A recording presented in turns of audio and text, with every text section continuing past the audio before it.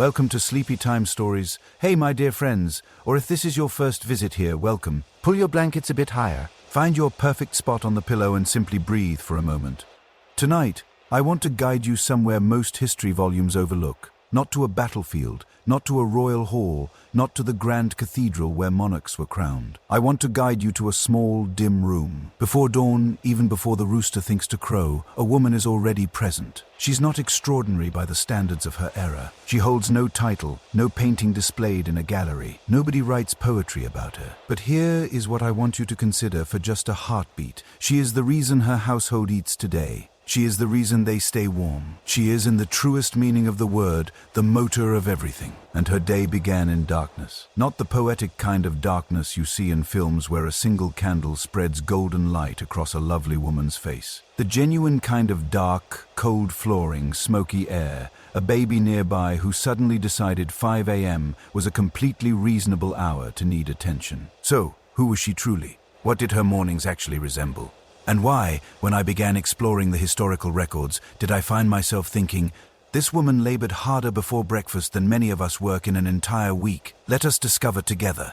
If you could step back into England or France or Germany sometime between the 1100s and the 1400s, and you walked into the home of an ordinary peasant or a modest artisan's spouse, not a queen, not a noblewoman, just a regular woman living a regular life, the first thing that would strike you is how early everything began.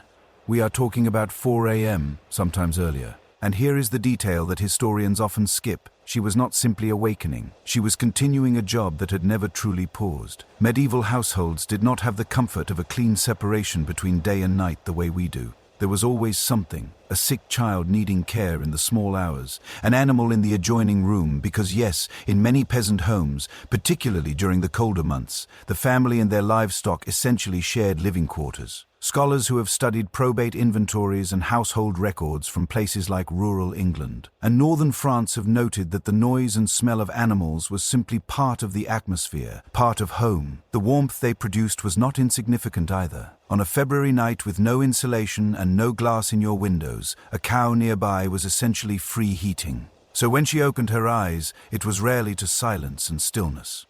It was to noise, to cold, to the immediate and practical demands of people who depended entirely on her. The very first thing she had to do before she fed the children, before she even thought about breakfast, was check the fire. And I want you to understand why this mattered so much, because I think we genuinely cannot appreciate it from where we sit today. The hearth fire was not just for cooking. It was the only source of light before sunrise, the only source of heat in the entire dwelling. And critically, the means by which everything else in the day would be possible. You could not cook without it. You could not see without it. In the depths of winter, you could not survive a night without it. So the fire was allowed to die down overnight, banked carefully under a layer of ash to preserve the coals. But it was never supposed to go completely cold. One of the most important skills a medieval housewife possessed was the ability to coax a dying fire back to life from barely a glimmer of an ember. Historical records from rural England, particularly accounts preserved from manorial courts and estate documents, mention the idea of fire borrowing, which tells us something quietly devastating. If a woman woke in the night and found her fire had gone completely out, she might have to go to a neighbor's house in the dark, carry a pot or a covered vessel with a live coal borrowed from their hearth and bring it home to restart her own. This happened. It was not rare. And if you have ever tried to manage even a modern campfire in cold weather, you can imagine the anxiety that came with that responsibility every single night. She probably kept dry kindling close to the hearth before she went to sleep. Small habits like that were the difference between a household that ran smoothly and one that started the day in chaos. Once the fire was breathing again, she turned to something that historians of everyday life have come to call the morning round. And I love this phrase because it captures something so true. Her morning was not a list of tasks, it was a circle. Everything fed into everything else. She would begin with the animals if the family had them. Even in modest households, a pig, a few chickens, and maybe a goat were not unusual. The pig was particularly valuable, not for eating necessarily, but for the fat it would eventually provide, which was used for everything, from cooking to waterproofing leather to, yes, making the tallow candles that were their only source of light. Medieval households treated their pigs with a kind of careful, calculating affection that is very funny when you think about it. You loved the pig. You named the pig, You also knew exactly when the pig was going to die and what you were going to do with every single part of it. The chickens needed to be let out. The goat needed to be checked. The water, if she had not already drawn it from a well or a stream the evening before, needed to be collected. And here is the part that always makes me stop and think. There was no running water. There was no tap, no kettle that boiled itself. Every drop of water used in the household on that day had to be physically carried. Historians who have calculated the daily water requirements for cooking, washing, and animal care in a household of even 4 or 5 people estimate that a medieval housewife might carry something in the range of 40 to 60 pounds of water, some days more, before she sat down for her own first meal. Just let that sit for a moment. By the time she attended the fire, seen to the animals, and sorted the water situation, the children were usually awake. Medieval households were crowded by our standards. A common peasant dwelling in England or France in this period, and we know this from archaeological excavations, as well as from documents like manor surveys and coroner's records, was often a single room, sometimes 2 if the family was doing reasonably well. Everyone slept together for warmth, children, parents, sometimes elderly relatives, sometimes a servant or an apprentice if there was one. The idea of a private bedroom was not just a luxury. It was essentially a fantasy for most of the population. So when she got up, she was not sneaking quietly out of a room while everyone else slept peacefully in their individual beds. She was navigating around bodies in a small, dark space, trying not to trip over a child or step on a dog while making as little noise as possible, or sometimes making all the noise in the world because she needed everyone up and working. Anyway, the children had chores before they left for whatever they did during the day, whether that was helping in the fields, watching younger siblings, or in some households attending a basic church school if the parish provided one. A 7-year-old in a medieval family was not a child in the way we think of children today. They were small workers. They had tasks. They carried things and fetched things and held things and tended things. Childhood as a protected period of play and development was mostly a concept that existed for the very wealthy. For everyone else, you were useful as soon as you were old enough to be useful. And it was her job to organize that every morning. Now, before I go any further, I want to be honest about something. When we talk about the medieval housewife, as if she were one single person, we're doing a little bit of a simplification. Because medieval Europe stretched across centuries and across an enormous geographical range. And a woman in 13th century England was living a somewhat different life than a woman in 14th century Tuscany or 15th century Flanders. A peasant woman was living a very different life than the wife of a prosperous town merchant. But here is what strikes me when I look at the historical record across all of these variations. The morning duties, the foundational labor of keeping a household alive and functioning, those were remarkably consistent. The fire, the water, the children, the animals, the food. These things did not change much whether you were poor or comfortable, rural or urban. What changed was the degree of difficulty. A merchant's wife in a prosperous city like York or Bruges might have had a servant to help with some of this. She might have had a slightly more reliable water source. She might have slept in a proper bed with actual curtains rather than on a straw pallet on the floor. But the structure of her morning, the weight of those responsibilities surprisingly similar. There is a document I keep coming back to when I think about this. It is a 15th century English ballad called The Tyrannical Husband. In it, a ploughman challenges his wife to swap jobs for a day. He goes out to plough. She takes on his work. And when they come back together and she asks how his day was, he is humbled because while she was managing his relatively simple outdoor task, he had spent the day trying to keep up with hers, and he could not. What is remarkable about this ballad is the list. Her daily tasks, as she describes them before they even swap, go on. And they begin before sunrise. They begin, as she puts it, when she's been awake half the night with the baby. This was not fiction. This was observation. Somebody, probably a man, actually given the literary conventions of the time, looked at the women around him and wrote it down. And what he captured was not just a schedule. It was an argument. A quiet, devastating argument that the labor holding everyday life together was invisible precisely because the person doing it never stopped doing it. She was up before the rooster. She was working before anyone noticed she had started, and she would still be working long after the candle burned down to nothing. I think about her sometimes, this woman with no name in the history books, and I wonder what the first moment of her morning actually felt like. Did she groan when the cold hit her feet on the earthen floor? Did she lie there for just one extra minute listening to her children breathe in the dark and feel something like gratitude? Or was she simply practically already thinking about the fire? History does not record that. But it does record everything she made possible. Every family that ate, every child that survived the winter, every hearth that stayed warm through the night. And if that is not a story worth knowing, I genuinely do not know what is. The morning is just getting started, though, because once the fire is going and the children are stirring and the water is sorted, the next question is, what is everyone going to eat? And the answer to that question involves two things that were so central to medieval daily life that they were actually controlled by law: bread and ale. Both of them made more often than not by her. Stay with me, because what she did in that kitchen with almost nothing to work with is genuinely one of the most fascinating and underappreciated stories from this entire period of history. And it starts with a pot of pottage that has been simmering since the night before and a fire that she is very glad did not go out. Right where we left her, kneeling beside the hearth, coaxing that fire back to life. Let us stay there a little longer, because I think the fire deserves more than a passing mention. I think it deserves its own story. Here is something I want you to picture. You're standing in the middle of a peasant's home in 13th century England.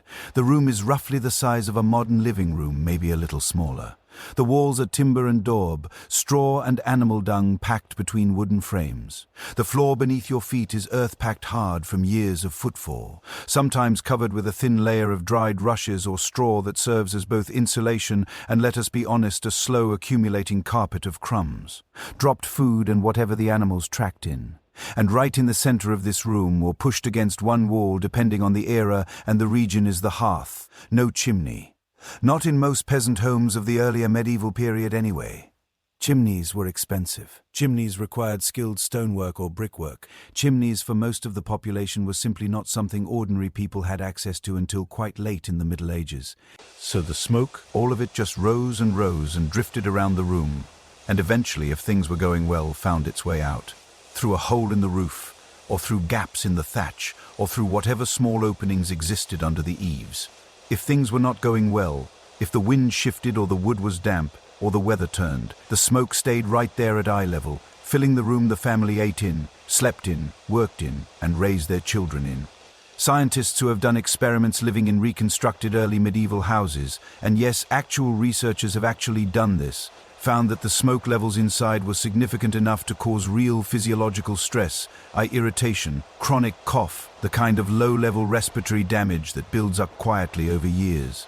She breathed that smoke every single day of her life, and she never complained about it in the historical record, not because she was not bothered, but because it was simply the air she lived in.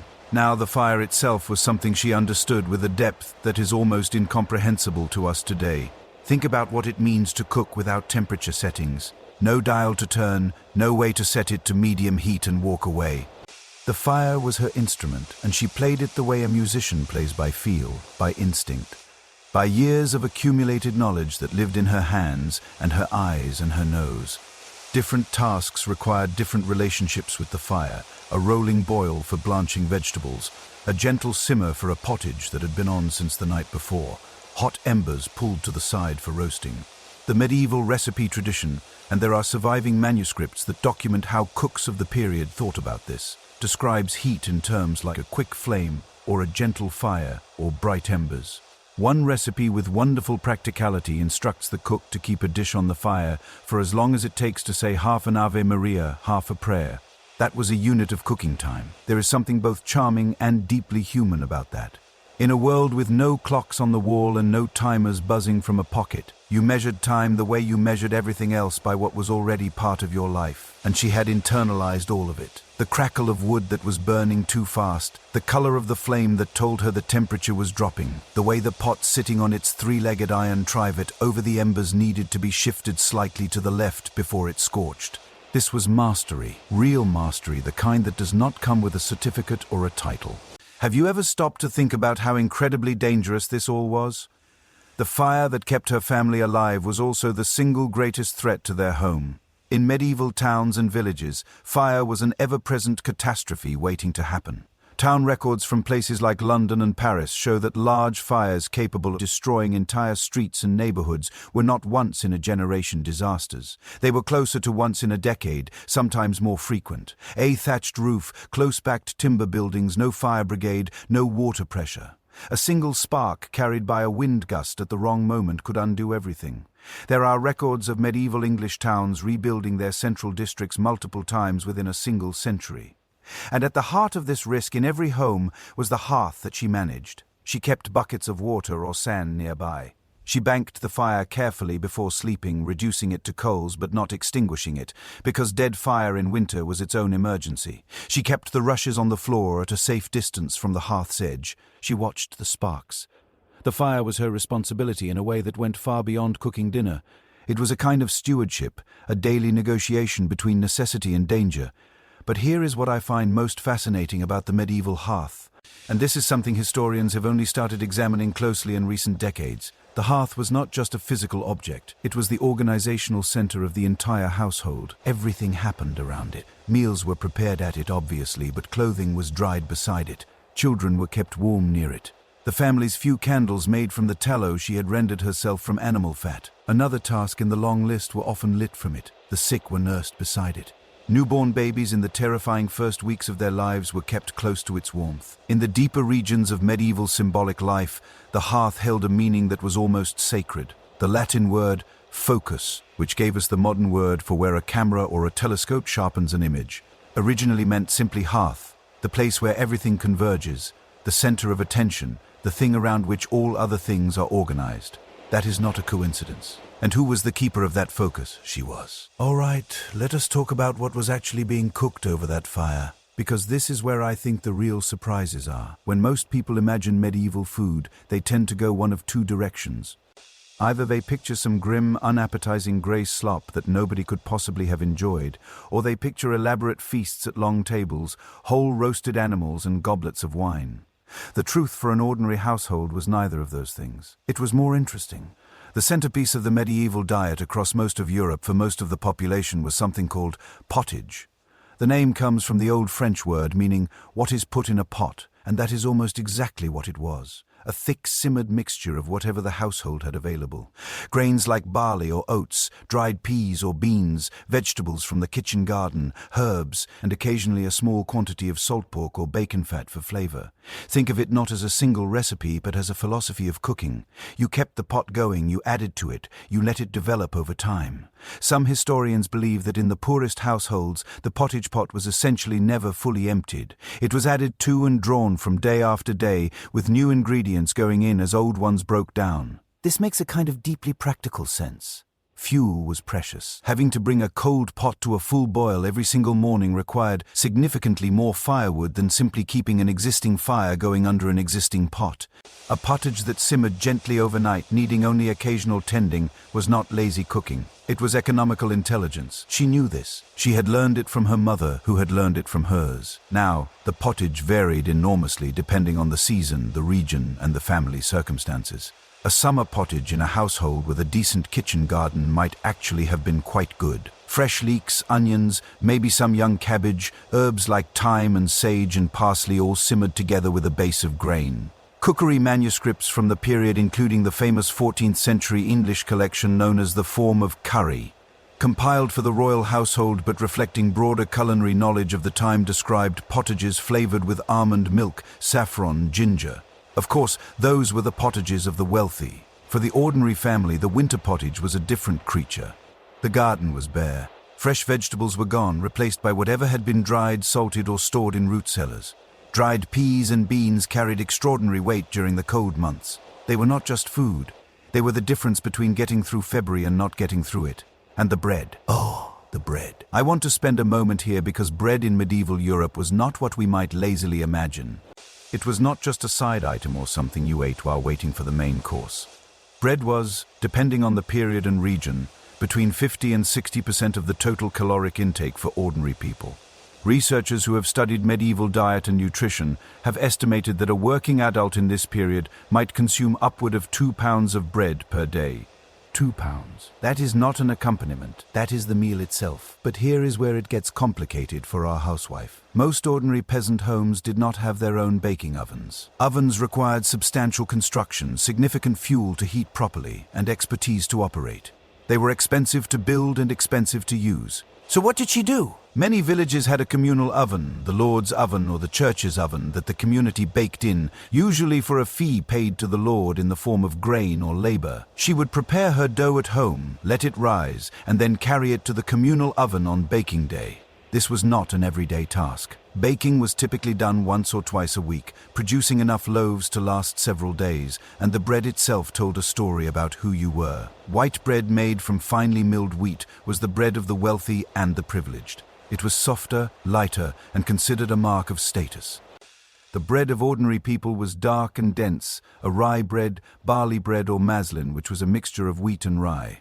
Darker flour had more bran, more roughness, more of the whole grain still in it. Modern nutritionists would actually look at that bread and call it healthier. In the medieval world, it was looked down upon. There is something almost painfully ironic about that. The bread the poor ate because they could not afford anything better turns out to have been, from a fiber and nutritional standpoint, quite good for them. The fine white bread the wealthy coveted was by comparison nutritionally rather empty. History sometimes has a sense of humor. But beyond the pottage and the bread, there was a third element of daily food preparation that I want you to consider: preservation. Because in a world without refrigeration, keeping food from spoiling was not a background concern.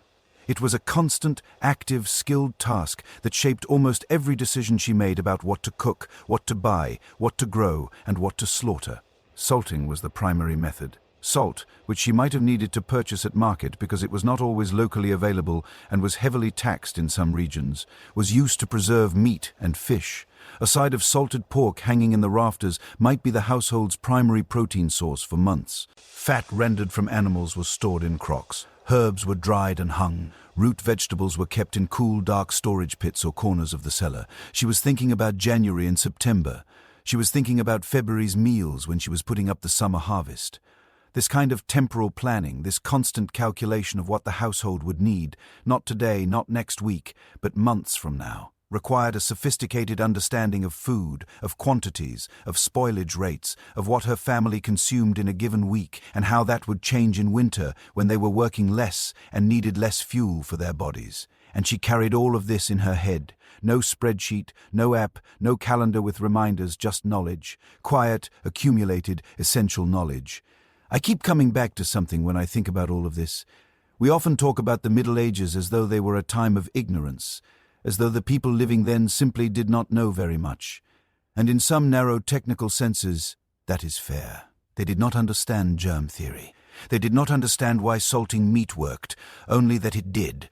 But there is another kind of knowledge, practical, embodied, generational knowledge that does not always make it into history books because it was never written down. It was demonstrated.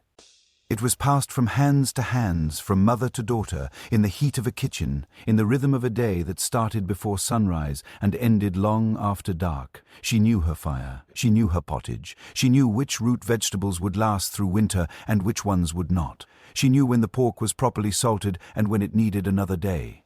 She knew how to feed 5 or 6 people on almost nothing and make it feel, if not exactly luxurious, then at least warm and filling and enough. That is not ignorance. That is a form of intelligence we do not have a good word for. The pot is bubbling gently now. The bread from yesterday is sitting on the table, a rough-hewn plank on trestles because actual fixed dining tables were uncommon in the modest home. The family is stirring, and she has one more thing to prepare before she can consider breakfast even close to done. Something the whole family will drink every single day, including the children, and it is not water.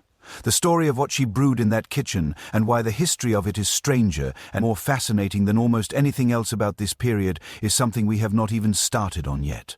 Something has been sitting at the edge of this story since part 2 ended, and I think it is time we went there. That drink she was preparing, the one the whole family consumed every single day. The one children drank alongside adults without anyone blinking. And let us talk about ale, and I promise you this is not just a story about what people drank. This is a story about economics, about power, about gender, about the strange and winding road that connects a medieval housewife standing over a bubbling pot to one of the most famous visual symbols in the modern world. Stay with me. First, let us clear something up because I know what some of you might be thinking. A family drinking ale every day, children included, sounds at first glance like something alarming, like a medieval social services case waiting to happen. But here is the context you need to fully understand this. The ale she brewed was not the same creature as what you might pour from a bottle today. What her family drank daily was called small beer or weak ale, and its alcohol content was genuinely very low, somewhere between 0.5% and roughly 2.5% by modern measurement. For comparison, most commercial beers today sit around 4 to 5%. So the ale her 7-year-old carried to the field was closer to a very lightly fermented grain drink than anything we would recognize as intoxicating. And the reason the whole household drank it every single day, with every meal from the youngest child to the oldest grandmother, was not about pleasure. It was about survival because the water was often simply not safe. Now, historians and scholars do like to debate the exact details of this, and rightly so. It is not accurate to say that medieval people never drank water. They did, especially those living near clean streams or springs. But in any place with significant human activity, any village with animals, any town with a shared well, any community where waste and water sources were not properly separated, the risk of contaminated water was very real. Dysentery, typhoid fever, cholera in its various forms, these were not distant threats. They were constant companions of daily life. Ale, however, was safe. The process of fermenting grain, even when it was not fully boiled as some medieval batches apparently were not, produced an environment hostile to the bacteria that made water dangerous. The slight acidity, the alcohol content, the active fermentation, all of it worked together to make ale, even weak ale, reliably drinkable in a way that standing water in a shared village environment simply was not. So when you picture her handing a small clay cup of thin ale to a child before school, if the child was lucky enough to have something resembling school, you're not looking at neglect. You're looking at a mother keeping her children healthy with the best tools she had. Now, how did she actually make it? This is the part that I think people underestimate enormously because brewing sounds deceptively simple when you describe it in broad strokes. And the basic process was not complicated in theory. You took malted grain, usually barley, though oats and wheat were also used, ground it, mixed it with hot water, let it rest overnight, strained it, added your yeast and whatever herbs you were using for flavor, and let it ferment. Straightforward, sure, except that none of this was fast, none of it was effortless, and none of it was forgiving of mistakes. The malting alone, the process of soaking grain until it begins to sprout, then drying it to lock in the sugars, could take several days before the brewing even started. She was managing a fermentation process without any modern understanding of what fermentation actually was. She could not see the yeast. She did not know it existed as a microorganism. What she knew was that you saved the froth, the balm, the foamy head that rose to the top of the fermenting batch, and you used it to start the next one. Generation after generation of women had passed this knowledge down. Keep the balm. Feed it back into the next brew. The thing that makes it work lives in that foam. This is incidentally the same basic principle behind sourdough starter, the same biological logic, the same patient generational knowledge. She was essentially maintaining a living culture, a family yeast strain unique to her household that might have been passed down from her own mother who got it from hers. When you realize that, the brewing starts to feel less like a domestic chore and more like something approaching craft. Now, here is where it gets truly interesting, because she was not just brewing for the family. Very often. In fact, more often than the history books used to acknowledge, she was brewing for the neighborhood too. Here is how it worked. Ale went sour within days. There was no way to preserve it long term, no refrigeration. And the hops that would eventually make beer keep longer were not yet widely used in England during most of the medieval period. So, production had to be constant, it had to be local, and it had to be frequent. What naturally evolved from this was a kind of informal neighborhood brewing rotation. One woman would brew a batch large enough for her own family and then sell the surplus to her neighbors until it ran out. Then the next week, perhaps a different woman in the village would brew. They were in essence sharing the labor across households and creating a small, organic, local economy in the process. Historians who have studied manorial court records from 14th century England, detailed local documents that tracked sales, complaints and violations, have found records of women being fined for brewing without calling the official ale taster first, which tells us two things. 1. There were enough women brewing commercially on a small scale that the authorities felt it necessary to regulate them. And 2, enough of them were skipping the formality that the courts were busy keeping up with it. Those women had a name. They were called Brewsters, or more famously alewives, and a family of 5, according to estimates drawn from these records and household consumption data, might have needed as many as 9 gallons of ale in a single week. 9 gallons just to have enough to drink safely every day, which when you think about how much work went into producing even 1 gallon using the tools she had, is a staggering number. Now, I want to tell you something that I personally find one of the most extraordinary facts hidden inside this whole story. You know the classic image of a witch-pointed black hat, bubbling cauldron, black cat sitting nearby, a broomstick leaning against the wall. There is a serious historical argument not universally agreed upon but documented and genuinely fascinating that almost every single one of those symbols came originally from the alewife. From her, let me walk you through it. The large black conical hat in the medieval and early modern period. Alewives and other women who sold goods in public markets wore tall, distinctive hats, specifically to be seen above the crowd. Some historians have proposed that this hat became so associated with women selling ale that it was later absorbed into the visual language of the witch, a figure who was herself deeply entangled with the alewife's reputation. The bubbling cauldron, that was her brewing pot. The large, heavy vessel she used to heat the wort, skim the balm, and manage the fermentation. The black cat. Alewives kept cats to protect their stored grain from rats and mice. A woman who brewed kept cats almost by necessity, and the broomstick.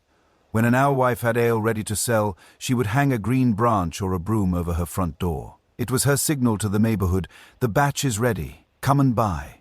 The broom was quite literally her advertisement, so when you picture a witch, you may actually be looking at a 1,500-year-old memory of a medieval woman doing her job, standing over her cauldron, wearing her hat, surrounded by her cats, putting out her sign. That is, I think, one of the most quietly astonishing things I've ever come across in researching this period. Something that was ordinary and practical and economic became over centuries and through a specific process of cultural reframing associated with darkness, suspicion and danger, and that reframing was not an accident. Because as the medieval period wore on, something happened to the brewing trade that happened to so many trades where women had established themselves quietly but firmly. Men moved in. By the late 14th and 15th centuries, the commercialization of brewing was accelerating. Hops imported from the continent, particularly from the Netherlands and Belgium, were beginning to change the product fundamentally. Hopped beer lasted longer, traveled better, could be produced in larger quantities, and commanded a higher price. And hopped beer, in the brewing traditions of those continental regions where it originated, was considered men's work. As the industry grew larger, as it required more capital investment and moved further from the domestic hearth into dedicated commercial spaces, the informal, domestic, woman-centered network of alewives found itself gradually pushed out. The brewing guilds that formed, those powerful, legally protected professional organizations that controlled who could brew and sell legally, were male-dominated from the start. What happened to the women who resisted this? Who kept brewing, kept selling, kept operating outside the new male-controlled structures? They were, in the very literal sense of the historical record, prosecuted, mocked, depicted in church murals, actual surviving church murals, being dragged to hell for cheating their customers. In 1340, the city of Chester passed a law forbidding women between the ages of 14 and 40 from selling ale, not from making it, from selling it. The reasoning given was essentially that women of those ages were too attractive and would spread immorality. I want to sit with that for a moment because it tells you something very precise about how this process actually worked. It was not that women were bad at brewing. The historical record shows clearly that they were not. It was that they were becoming economically inconvenient. And when you need to push someone out of a space they have historically owned, the quickest tool is not evidence. It is reputation. I have a question for you, and I want you to actually think about it for a second. When you imagine the original craft brewer, the person who turned grain and water and knowledge into something drinkable, who did it week after week, who developed family recipes and neighborhood reputations for quality, who do you picture? My guess is you probably did not picture a medieval housewife. You probably did not picture her at all. And that is exactly the point. She brewed the ale that kept her family alive. She sold the surplus that gave her household a small measure of financial independence in a world that offered women very few official paths to it. She maintained a craft that, had she been born in the wrong decade, in the wrong place, as the industry was changing, could cost her not just her livelihood but her reputation, and in the darkest corners of this history much more. And then someone turned her tools into the image of a monster. Her hat, her cauldron, her cats, her broom. And for centuries, no one remembered where those images came from. But the ale was real. The work was real. The knowledge she carried in her hands was real. There is a document from 1577, a household account written by a man named William Harrison, describing in meticulous detail how his wife brewed their family's beer. He writes about it with something that reads to me unmistakably like admiration, the process, the timing, the judgment calls she made. He's describing, without quite saying so, the mastery of someone who has done this hundreds of times and knows it by instinct now. She did not write it down herself. He did. And that, in many ways, is the whole story of this period. The knowledge was hers, and someone else got to be the one holding the pen. So she has the fire going. She has the pottage simmering. She has the ale from the last batch set in its clay vessels ready for the day. The family is fed or close enough, and now she turns to something else entirely. Something that will occupy her hands for nearly every waking hour that is not already claimed by cooking, cleaning, or tending the household. Whenever her hands have a moment, whenever she's sitting by the fire in the evening, whenever she's walking to the well or waiting for the bread to bake, something without which her family would have no clothing at all. The wool is in the corner, the distaff is propped against the wall, and the story of what she made from almost nothing, and what that making actually meant for her family's survival, is one we have barely started to tell.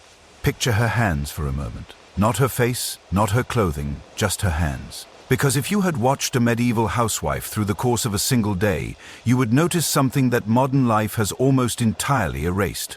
Her hands were never still. When she walked, there was a distaff tucked under her arm and a spindle dangling from her fingers, twisting slowly as she moved. When she sat beside the fire in the evening, waiting for the pottage to finish, the spindle was turning. When she supervised the children, when she walked to the well, when she paused for a moment between tasks, the spindle kept turning, the thread kept growing. There is a famous Swiss tapestry from the 1470s called The Bustling Housewife, and the woman depicted in it is doing something that I find almost comically impossible looking by modern standards.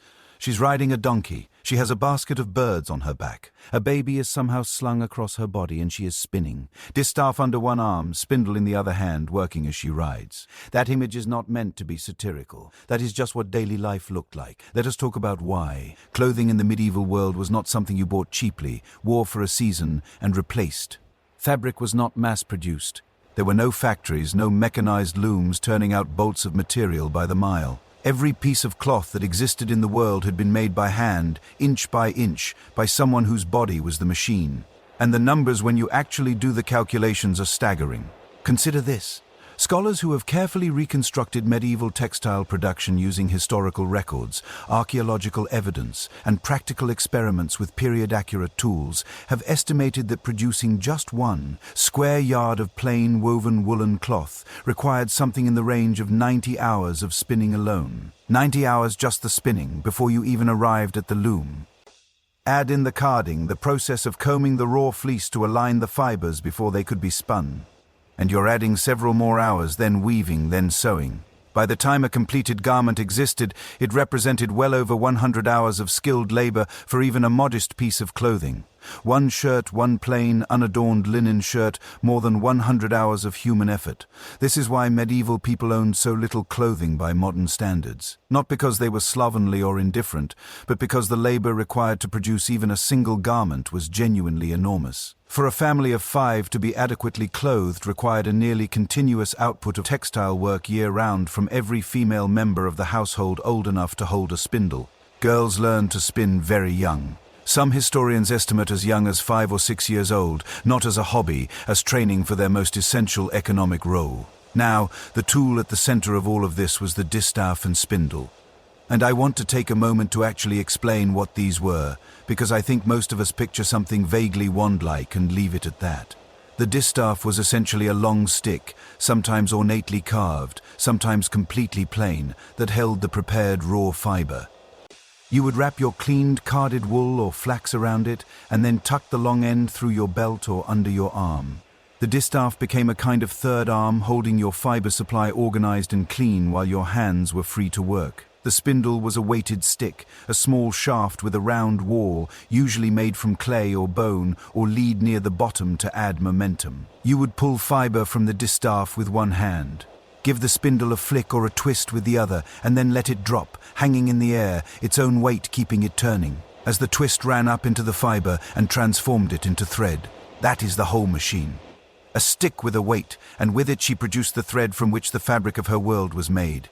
The spinning wheel, which many people associate with the Middle Ages, was actually a relatively late arrival. It came to Europe from Asia, most likely India, during the 13th century, and it was not yet in widespread household use for much of the period we're discussing. The drop spindle was older, slower, and more portable. And that portability was everything because it meant the work could happen anywhere, anytime, without stopping. Now, here is the thing about medieval wool that I find genuinely fascinating and that most people would never guess. The sheep were not sheared the same way modern sheep are. Medieval sheep had a different relationship with their fleece. In many breeds, the wool could be rude or plucked by hand when it naturally began to loosen in spring. And the wool itself from the breeds kept across medieval England and northern Europe varied enormously in quality. The finest wool in medieval Europe was English wool.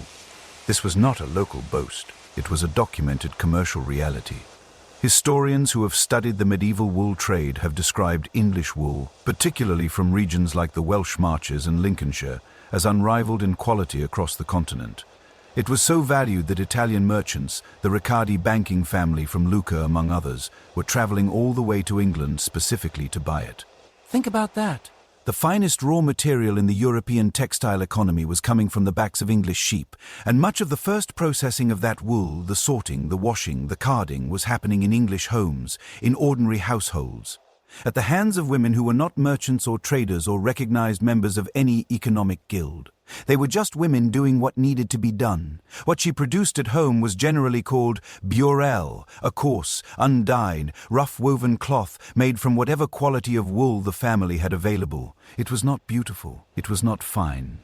It was the cloth of necessity, thick enough to keep a body warm, durable enough to survive hard daily labor, and made entirely by her without any specialist assistance whatsoever. She processed the raw fleece, she carded it, she spun the yarn, she wove the cloth on a simple floor loom. Or if the household was too modest to own a loom, she spun and sold the yarn to a commercial weaver. And when there was cloth left over from the family's needs, that surplus could go to market. Do you see what is happening there? Another small, quiet economic engine running inside the household, mostly invisible in the historical record, because no one thought to write it down systematically. What she made was also quite literally the clothing on everyone's back. And that phrase sounds so mundane that I think we miss the weight of it entirely. In a world where fabric was extraordinarily labor-intensive to produce, where a single piece of clothing represented weeks or months of work, losing your only good garment to fire or flood or simple wear was not an inconvenience. It was a crisis. Clothing was not disposable. It was repaired, mended, patched, passed down, cut apart, and reassembled into smaller garments for children. And eventually, when the cloth was truly beyond saving, repurposed as rags for other household uses. Nothing was wasted. The understanding of value that she had for cloth was fundamentally different from anything in our modern experience. And there is something in that I find genuinely moving, even across 7 or 8 centuries. I want to tell you about a word, the word spinster. Today, spinster means an older, unmarried woman, often used dismissively, sometimes unkindly. But where did it come from? It came from her, from spinning. A spinster was originally and precisely a woman who spun for a living. It was a job description. In legal documents from medieval England, women were often identified professionally as spinster, the same way a man might be identified as tanner or baker. The word carried no particular stigma in its original use. It described a skill, an occupation, a contribution. It is only later, much later, as spinning became economically devalued as the work of women's hands became less visible in the marketplace, that the word shifted in meaning and acquired the edge it carries today. This is a pattern that repeats itself throughout history, and I think it is worth noticing when you see it. When women's work moves from economically essential to economically invisible, the language used to describe it tends to change, too. The job title becomes the insult, the skill becomes the stereotype. And the woman who spent 90 hours making a yard of cloth becomes just the spinster, which is to say someone who has nothing better to do with her time. Let me give you one more number because I think it clarifies the scale of all of this. In the late medieval period in England, historians estimate that as many as 1 in 4 households was involved in spinning, not as a hobby or a supplementary activity, but as a measurable part of the regional economy. By the mid-18th century, on the very eve of the Industrial Revolution, there were likely over 1 million women and children spinning in England alone. 1 million, the Industrial Revolution, the spinning jenny, the water frame, the mechanized loom, is often taught as an economic story, a story about capital, about entrepreneurs, about steam power. And it is all of those things, but it is also a story about what happened when machines finally took over the job she'd been doing by hand for 1,000 years. The revolution did not create textile production. It displaced it. It took something that had lived in households, in women's hands, at the center of domestic life, and moved it into factories and mills, and handed it to machines, and handed the supervision of those machines eventually mostly to men. And almost immediately, people stopped remembering that the work had ever belonged to her. I keep returning to that Swiss tapestry in my mind, the bustling housewife on her donkey baby birds, spinning all at once. And what strikes me is not how impossible it looks, it is how utterly matter-of-fact it looks. The artist did not paint her as a hero, did not frame her in golden light, or put her on a pedestal. She is just a woman doing 6 things simultaneously as she always did, as she always had, moving through a world that needed all 6 of those things done at once, and simply expected her to be the one who did them. Her thread, the literal thread she was spinning as she rode, eventually became cloth. That cloth eventually became someone's shirt, someone's swaddling, someone's blanket against the cold. She gave the world its fabric, and the world, for the most part, did not notice. But the spinning was only one of the things her hands knew how to do. Just outside that door, and sometimes just inside it, depending on the season and the weather, there was a garden. And what she grew there, what she kept there, what she harvested and dried and pressed and stored in that small plot of earth, was every bit as essential as the thread on her spindle. Because her garden was not just a kitchen garden. It was something that blurred the line between nourishment and medicine, between cooking and healing, between the practical and the almost mysterious. And the knowledge she carried about those plants, what they did, how they worked, when to use them and when not to, was the kind of knowledge that in a later century, in a different mood, would get a woman called something far darker than a spinster. Step outside with her for a moment. Not far, just past the threshold of that low doorway, past the smell of smoke and pottage, out into the early morning air, because just beside the house, or behind it, or tucked along whatever patch of ground she could claim, there was a garden. And I want you to know, before we go any further, that this was not a garden in the decorative sense. Not flowers for looking at, not something planted to make the house seem cheerful. This was a working garden, a purposeful garden, and for the family living in that house, it was just as essential to their survival as the fire or the bread. What she grew there was medicine. Now, let me be careful here because I think there is a tendency, and I have seen it everywhere in books and documentaries and popular history, to either romanticize this or to dismiss it entirely, to either paint the medieval herb garden as some kind of magical, mystical thing populated by wise women whispering incantations over their cauldrons, or on the opposite end to wave it away as ignorant superstition that did more harm than good. The truth, as it usually is, sits somewhere far more interesting than either of those. The medieval housewife who maintained a garden of medicinal plants was working within a genuine body of inherited knowledge, accumulated across generations, tested by centuries of observation, and refined by the simple fact that things which did not work tended to get discarded over time, and things that did work tended to get remembered and taught. She was not a scientist in the modern sense. She did not understand germ theory or pharmacology. She could not measure a dose with any precision beyond the feel of a handful of dried herb or the color of a steep. But she knew a great deal about what plants did in the body.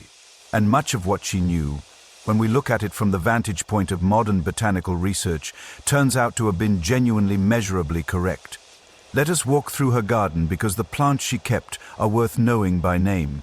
Yarrow. This is a plant that grew wild along roadsides and field edges across all of medieval Europe, and she likely cultivated it close to home for exactly the reason its nickname suggests. It was called soldier's woundwort. Yarrow had a documented history of being applied to wounds to slow bleeding, and this was not medieval fancy. The plant contains compounds that modern researchers confirm do actually promote clotting. Its genus name, Achillea, comes from the Greek hero Achilles, who according to legend used it to treat the wounds of soldiers at Troy.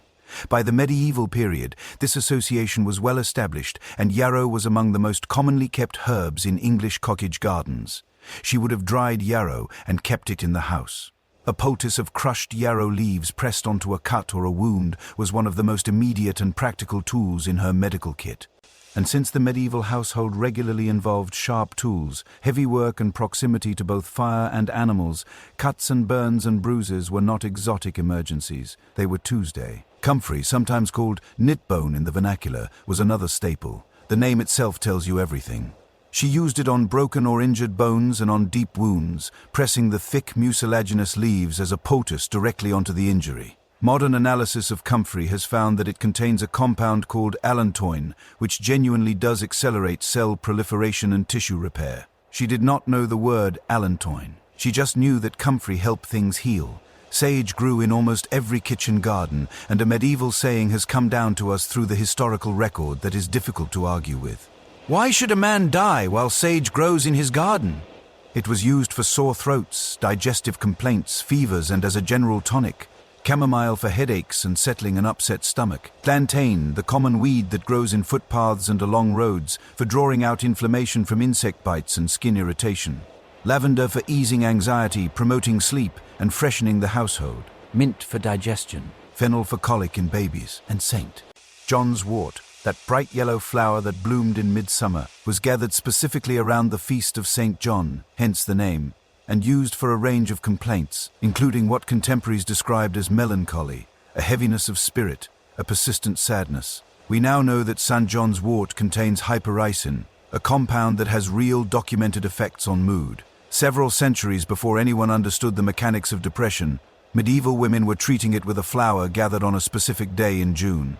Have you ever stopped to think about how much of this knowledge still exists in some form today? Walk into a pharmacy and look at the supplements. Valerian for sleep, St. John's wort for low mood, chamomile tea, comfrey cream, evening primrose oil, echinacea for immunity. These are the descendants of what she grew. The names have changed. The packaging is glossy. The doses have been standardized, but the plants are the same plants. There is a continuity here that moves me, honestly. 800 years of women passing knowledge forward, plant by plant, garden to garden, mother to daughter, until eventually it hit a laboratory, and someone wrote it up with footnotes and published it in a journal and called it a discovery. But her knowledge went further than the common ailments of daily life. Because in a world without doctors, or rather in a world where doctors existed but were expensive, educated in Latin and Galenic theory, and largely inaccessible to ordinary people, she was often the only medical resource a family had. The village physician, where one existed, served a relatively small portion of the community. Monasteries had their own infirmaries, their own herb gardens, their own careful traditions of healing. But between those institutions and the ordinary household was a gap, and in that gap lived her. She was the first person called when a child had a fever, the first person consulted when a neighbor developed a persistent cough. She managed the practical emergency of childbirth, which we will come to properly in its own section, and she managed the illnesses that followed it. She was expected to know what to do when the baby would not stop crying, when the husband came home from the fields with a badly twisted ankle, when the elderly grandmother's joints swelled so badly she could no longer walk to church. There was a 12th century German abbess whose name I want you to know if you do not know it already. Hildegard of Bingen, born in 1098, died in 1179 at the age of 81. She was a Benedictine nun, a mystic, a composer, a theologian, and one of the most remarkable figures of the entire medieval period. She was canonized by Pope Benedict XVI in 2012. But for our purposes right now, I want to focus on something more specific. She was also a physician and a naturalist, and she wrote 2 major works on medicine and the natural world, Physica and Corsi et Curie, that documented her knowledge of plants, animals, minerals, and the treatment of disease in extraordinary detail. What makes Hildegard relevant here is that she did not work in isolation. She was the learned, written expression of a tradition that existed primarily in the unwritten knowledge of ordinary women across the whole of Europe. She wrote down what village healers had practiced for centuries. She formalized and systematized what the woman in the garden already knew by hand and habit. She described the rose as valuable in ointments, potions, and medications. She documented the use of mugwort, which she called the mother of herbs, for easing the pains of women. She wrote about lavender for maintaining a pure mind and clear senses. Her approach was holistic in a way that feels surprisingly modern. She believed that body and soul were inseparable and that health depended on balance between the physical and the spiritual. People traveled to her convent at Rupertsberg on the banks of the Rhine in Germany to be healed. She corresponded with popes and emperors. She was by any measure exceptional, but she herself said that she was drawing on older knowledge. She was not inventing a tradition, she was recording one. Now here is the part that I think the history books handle very gently and that deserves more directness. The knowledge these women possessed was not merely about treating fevers and healing wounds. Some of the herbs in that garden had other uses that were understood clearly by the women who grew them and the women who came to ask for them, and that were written about with delicate euphemism in the historical and medical texts of the period. Pennyroyal, a member of the mint family, was documented extensively in medieval herbal literature as an emmenagogue, an herb that brought on menstruation when it was late. The Trotula, a widely circulated medieval medical text on women's health, mentions pennyroyal multiple times. Mugwort was described, including by Hildegard herself, as something that could cleanse the womb and restore a woman's flowers when they had stopped. Both plants were understood by the women using them to have effects on pregnancy, particularly in its early stages. I want to say this carefully and historically, not judgmentally. In a world without reliable contraception, without any legal framework for family planning, and where a woman might face her 10th or 12th pregnancy, already exhausted and malnourished, the knowledge of which plants had these effects was considered essential women's knowledge. It was passed through families and networks of women precisely because there was no other path to that information. Whether or how often these plants were actually used in this way is historically unclear, and the medical outcomes were not always safe. Pennyroyal, in particular, is now understood to be genuinely toxic in significant doses, something medieval women could not have known. But the knowledge existed. It circulated, and it was women who held it, women who passed it on, and women who would later be accused of using it in ways that threatened the social order. This is one of the roots, one of several, as we discussed in the story of the alewives, of the suspicion that gathered around women who knew too much about plants, about bodies, about things that happened inside the household away from male eyes. The wise woman of the medieval village was a real figure, not a fairy tale invention. She existed at the intersection of practical medicine, traditional knowledge, spiritual interpretation, and a community's need for someone who could help when official channels were unavailable. And she was also, in a later period and a different mood, the precise figure the authorities would begin to call something else. But I want to stay with the garden itself for one more moment, because I think we sometimes move past it too quickly. Think about what it meant to maintain this knowledge in a world without books, or rather, in a world where books existed but were extraordinarily expensive, written in Latin, kept in monasteries, and completely inaccessible to the vast majority of the population. Her knowledge of herbs was oral, it was embodied. It lived in her hands, in her memory, in the stories she'd been told as a child, and the things she'd watched her mother do in a moment of emergency. It was reinforced every time she walked past the yarrow growing along the fence and knew exactly what it was for without having to look it up. Every time she smelled a plant and recognized it, every time she pressed a poultice onto a wound and watched it work. This was a library that existed in a person, in generations of persons, passed forward not through text, but through practice, through touch, through the quiet transmission of one woman's knowledge to the girl who watched her. And it worked imperfectly. Certainly it did not save everyone. Medieval medicine did not. But it saved enough people often enough that the knowledge persisted and spread and was added to over centuries.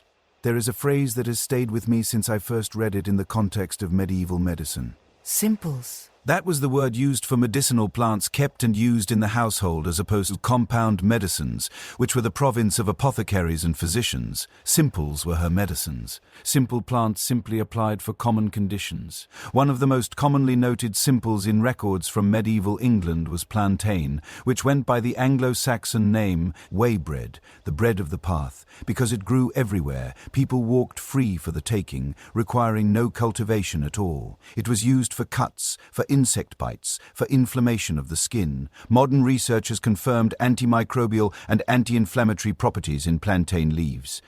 The most humble weed on the footpath, already doing what she needed it to do 800 years before a laboratory confirmed it. There is something in that which I find quietly extraordinary. Nature providing, she knowing how to receive what it offered, and the knowledge moving forward through time in the only way it could.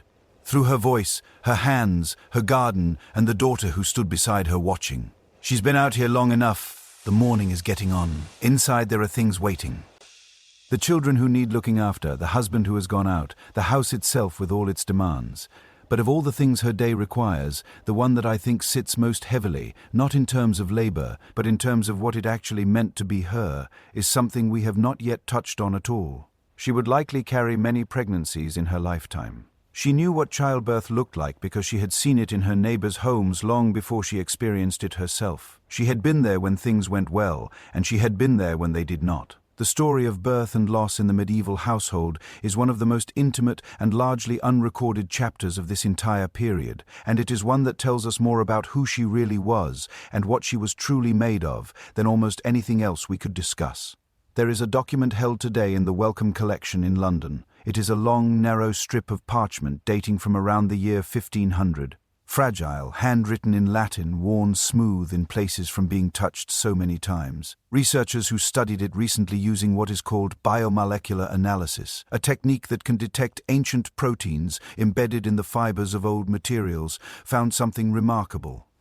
The parchment tested positive for proteins found in cervicovaginal fluid, which means this object was not merely a document kept in a drawer.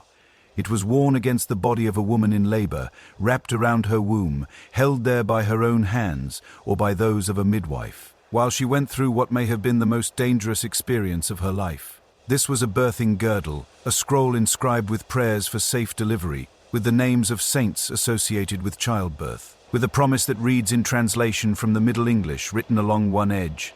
If a woman travailing with child girds this measure about her womb, she shall be delivered safely without peril. She clutched it or wore it or kissed it. She was afraid. Of course she was afraid. Childbirth in the medieval world was, in the plainest and most unvarnished historical terms, one of the leading causes of death for women of childbearing age. Estimates from archaeological analysis and surviving records suggest that maternal mortality rates, meaning the risk of dying during or directly as a result of childbirth, was somewhere around 12 to 25 per 1,000 births in the medieval and early modern period. That is between roughly 1 and 2.5% per pregnancy, which sounds manageable perhaps until you understand what it meant in practice. A woman who survived to marry and began having children might face that risk not once but 6, 8, 10, 12 times over the course of her fertile years. Each pregnancy added another roll of a loaded die, and the cumulative lifetime risk of dying in childbirth, taken across that many pregnancies, was something that every woman in her community had watched happen to someone they knew. There is a line from historical scholarship on early medieval Norwich, a city in England, that has stayed with me. In the 11th century, the average woman died at the age of 33. 33, and infant mortality in that same period and place has been estimated at 60%. Let those numbers sit for a moment. She knew these things not as statistics. She had no statistics, but she knew them as faces. As the neighbor who did not come home from her lying-in, as the baby wrapped in a small cloth and carried to the churchyard before it had a name, as the woman who survived the birth but died 3 days later from what we now recognize as puerperal fever, a bacterial infection that without antibiotics was essentially a death sentence. She knew this, and she had children anyway because she had no other path through the world that was available to her. Let us talk about what childbirth actually looked like behind those closed doors. The first thing to understand is that it was an entirely female space. No men, not the husband, not a priest, not a physician. This was one of the very few arenas in medieval life where women held near total authority, not because the world was giving them power, but because the world simply could not enter. A 15th century Belgian record contains one of my favorite details from this entire period. A man named Henny van den Dam was fined the equivalent of a significant sum for hiding behind a staircase to eavesdrop on his wife while she was in labor. The official record notes with the kind of exasperated dignity that legal documents sometimes accidentally achieve that such a thing does not befit a man. He was fined. She was in there without him, which was exactly how it was supposed to be. When labor began, the women came. The midwife, almost always an older woman with years of experience accumulated through practice since there was no formal medical training available to women, took charge. Other female neighbors and relatives gathered. The room was darkened. Sweet-smelling herbs or incense might be burned, both for the vapors believed to be beneficial and perhaps also to mask the smell of blood and fear. The windows were covered. This sealed female world was practical in ways that went beyond privacy. The midwife had specific skills that male physicians of the period did not. She knew how to position a laboring woman, sometimes on a birthing stool, sometimes supported from behind by another woman, sometimes moving and walking if that helped, in ways that genuinely aided the process. She knew how to turn a baby presenting in a difficult position. She knew which herbs might ease the pain somewhat. And she had administered enough births to understand when something was going wrong before it became catastrophic. She also, crucially, knew how to perform an emergency baptism, because in medieval Christian theology, the soul of an unbaptized infant could not enter heaven. This was understood deeply, genuinely, with the full weight of sincere religious belief. The midwife was trained in the correct formula and the correct manner of administering baptism precisely, so that if the baby was not expected to survive, or if the mother was not expected to survive, the most important spiritual act could be performed immediately, before it was too late. Think about what it meant to be a midwife carrying that responsibility. To be the person who decided, is this baby healthy enough to wait for the priest? Or do I need to speak the words of baptism right now over a child who may be drawing its last breath? The birthing girdle from the Welcome collection was not the only talisman or relic used in the birthing room. Medieval women came to childbirth with everything they had available to them. There were prayer rolls, long strips of parchment inscribed with invocations to specific saints that were loaned out by monasteries to parishioners who needed them. In 1502, Elizabeth of York, mother of the man who would become King Henry VIII, was charged 6 shillings and 8 pence for the hire of a birthing girdle from a monastery. Even the Queen borrowed one. Even she was frightened. Women prayed specifically to Saint Margaret of Antioch, who had become the patron saint of pregnant women and childbirth through a story that, when you look at it, is both wild and oddly perfect. According to legend, Saint Margaret had been swallowed by a dragon, swallowed whole, and then burst out of the creature unharmed because of the crucifix she was holding. The analogy to childbirth is not subtle. Women prayed to Saint Margaret, hoping to emerge as she did, whole, alive, from what had threatened to swallow them. They also carried sometimes small pieces of amber or carved stones. They gripped carved wooden objects. One medieval text records women holding pieces of tin or cheese with charms engraved on them. Do these things sound like superstition? Perhaps. But consider what she was facing. With no pain relief, no surgical intervention, no understanding of germ theory, no ability to call for help beyond what was in that room. Every source of comfort and spiritual strength she could bring into that darkened space had value.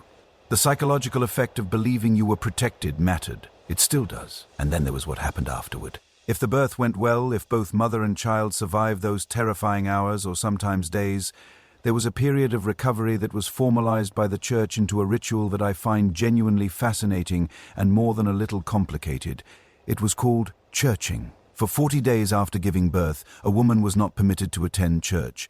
She remained at home. She did not take communion. In some traditions, she was discouraged from leaving the house at all during this period. Folklore in some parts of England and Ireland held that a woman who had not yet been churched was particularly vulnerable, spiritually unprotected in a way that made her susceptible to supernatural harm. This sounds, and in many historical interpretations has been presented as a punishment, a statement by the church that the woman who had just survived one of the most dangerous things a human body can endure was somehow unclean because of it.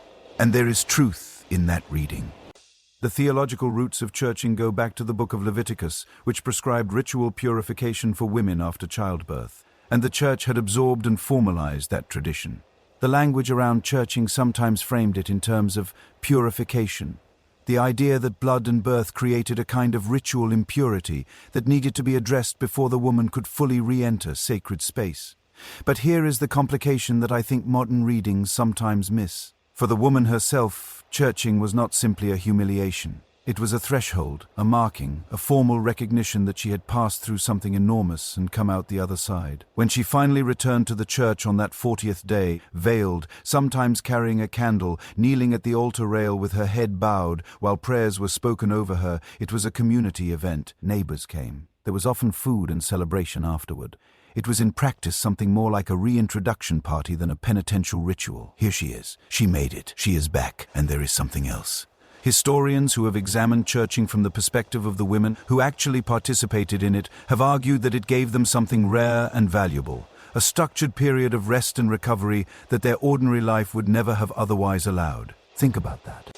In a world where her labor never truly stopped, where every morning brought the same demands of fire and food and children and animals and spinning, 40 days in which she was formally exempted from the weight of the outside world. 40 days in which her neighbors were supposed to help with what she could not do. 40 days of the kind of rest that she would never, under ordinary circumstances, have been permitted to ask for or take. Was it also entangled with ideas about female impurity and male ecclesiastical authority? Yes. History is rarely clean. But she found ways to inhabit the space she was given, and she found meaning in it that the men who designed the ritual may not entirely have intended.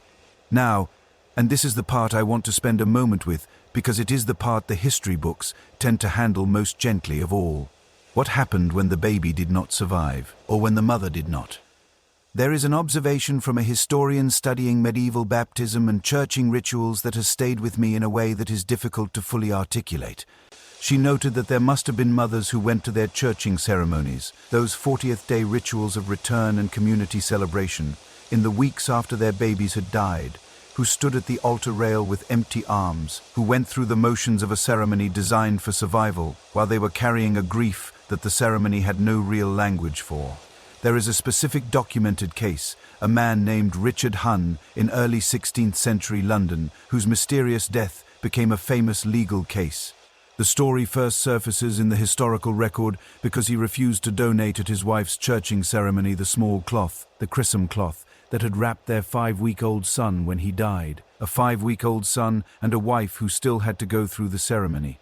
Medieval grief for infant loss was real and documented in ways that historians sometimes struggle to find because it existed in the spaces that historical records do not easily capture. Parents did grieve, mothers did grieve. There is evidence in medieval wills, in religious endowments made in a dead child's name, in burial practices that showed care and tenderness for very small bodies, that the loss of a child was felt deeply. But there was also, and I say this carefully, as a historical fact rather than a moral judgment, a kind of enforced stoicism that the culture demanded.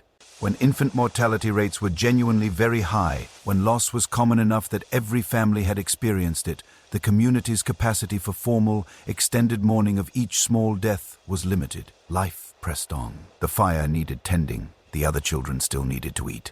She carried her grief the way she carried so many things in her life, quietly, without stopping, without complaint.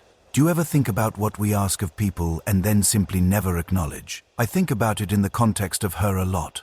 The medieval world asked her to face the possibility of her own death every time she became pregnant. It gave her no reliable pain relief, no sterile instruments, no trained surgeon available if things went wrong. It gave her 40 days of mandated rest, wrapped in theological language that was at best ambivalent about her full humanity. And it asked her to keep going afterward, whether she came out of the birthing room with a living child in her arms or not. And she did, not because she was somehow beyond pain or beyond fear or beyond the particular anguish of holding something very small and fragile and then losing it, but because the morning still came and the fire still needed tending and the family still needed her to be the person holding everything together. There is a kind of strength in that which I do not have a clean word for. Not heroism exactly, not simple endurance, something quieter and more complicated than either of those. The 40 days are over now. She is back. She's standing in the doorway of the house with the early light falling in from behind her, and the day is fully underway again. There is something she needs to do that we've not talked about yet. Something that in many ways is the most quietly powerful act of her entire day, because it involves an object that she wears on her body at all times, that jangles lightly when she moves, and that every person in the household has learned to read the meaning of. It is a set of keys, and the story of those keys, what they opened, what they protected, what they said about who she actually was in the hierarchy of the household she ran, is one of the most unexpectedly fascinating chapters in all of this. Those keys at her belt were not decorative. That is the first thing to understand. In an age before banks, before insurance, before any modern system of financial security, the locked chest was how a household protected everything that mattered. Grain against the hungry months of winter. Salt, which could be worth its weight in serious money in certain regions and periods. Spices, which in the medieval world were not a casual grocery item but a luxury import. Valuable enough that locking them away was simply practical sense. Fine linen carefully folded. Whatever small amount of coin the family had managed to accumulate. And the keys to those locks hung at her belt every morning, every day, right there, jangling lightly as she moved through the house, as audible and visible a signal of authority as any crown. Let us be precise about what this meant, because I think the modern mind tends to read household management and immediately diminish it, to picture something modest in interior and not quite serious, something less than the real economy that was happening out in the world. That reading would be wrong. The medieval household was not a separate sphere from the economy. It was the economy for most families. The workshop was in the house or attached to it. The inventory of the home was the inventory of the business. The grain stored in the cellar was both food and future capital, and the person responsible for stewarding all of it, for tracking what came in, what went out, what needed to be replenished, what was running dangerously low, was her. Historians who have examined the actual documentary evidence from medieval English households have examined the actual documentary evidence from medieval English households. Wills, inventories, court records, account books from wealthier establishments consistently find the same picture. The mistress of the house was simultaneously what we might today call a procurement manager, a logistics coordinator, a head of human resources if there were servants, and the household's chief financial officer. She tracked supplies. She managed the budget she was given for the running of the home. She decided what was purchased and what was made, what was preserved for winter, and what could be sold at market. One 15th century conduct text addressed to young women, advising them on how to be good wives, includes a line that has always struck me as more revealing than the author probably intended. It instructs the wife to take the keys into your care, as if she needed to be told, as if the keys were a gift being extended rather than a responsibility already waiting for her from the moment she crossed the threshold as a new bride. But that framing, the keys as something graciously entrusted rather than simply claimed, does reveal something true about the tension at the heart of her position. She held the keys. The household could not function without her. And yet legally, formally, publicly, the household belonged to him. What was she actually managing? Let me take you through it because the specifics matter. The food stores were perhaps the most critical.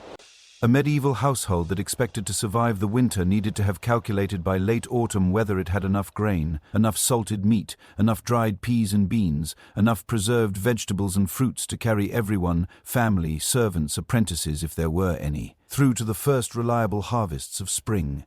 Getting this calculation wrong was not an inconvenience. It was a serious threat to life. She was the one doing that calculation, not with a spreadsheet, not with a written inventory in most cases. Because literacy was not universal among women of ordinary households. In her head, with the knowledge accumulated from years of experience, from watching her own mother manage the same problem in the same dark cellar, counting sacks and crocks, and estimating what a family of that size would consume in a given week, and multiplying that forward to March. There is something almost extraordinary about the mental load this represents. A continuous, invisible, unacknowledged calculation that never fully stopped. Not at the dinner table, not at the end of the day, not in the middle of the night when she was lying awake, worrying about whether the grain would hold. And the salt deserves its own moment, because in the medieval world, salt was not simply a flavoring. It was a preservative, and without it, the household supply of meat and fish could not survive from one season to the next. Salt was taxed, regulated, and in some periods and regions genuinely expensive. A family that ran out of salt before winter was over was a family in trouble. She knew this. She counted the salt with the same careful attention she gave the grain. Spices were the luxury end of what she managed. In wealthier households, the wife of a prosperous merchant, a comfortable artisan, someone doing reasonably well in a town, the spice chest was kept locked, and she held the key to it personally. Ginger, cinnamon, pepper, cloves. These were imported from extraordinarily far away, from Asia, through Venice, through the great trading networks of medieval Europe. And by the time they arrived at a household in York or London or Bruges, they represented serious financial investment. A single gram of saffron, which required the stigmas of over 150 individual crocus flowers to produce, was more valuable by weight than silver. She controlled access to these things. She decided how much went into a dish for guests and how much was reserved for special occasions. And in households with servants, this was not a small matter. A cook who had free access to a spice chest and a casual attitude about quantities could cost a household more than a week's wages in a single careless dinner. Now, here is where the story gets genuinely interesting, and I want you to sit up for this part because I think it challenges something most people assume. We tend to think of medieval women as being largely outside the formal economy. No guilds, no legal standing as independent merchants, no real financial power, and in terms of formal public official recognition, that is broadly true. The law in most parts of medieval Europe did not acknowledge married women as independent legal persons. Whatever she owned or earned technically belonged to her husband. But the practice, what actually happened in daily life, was considerably more complicated than that.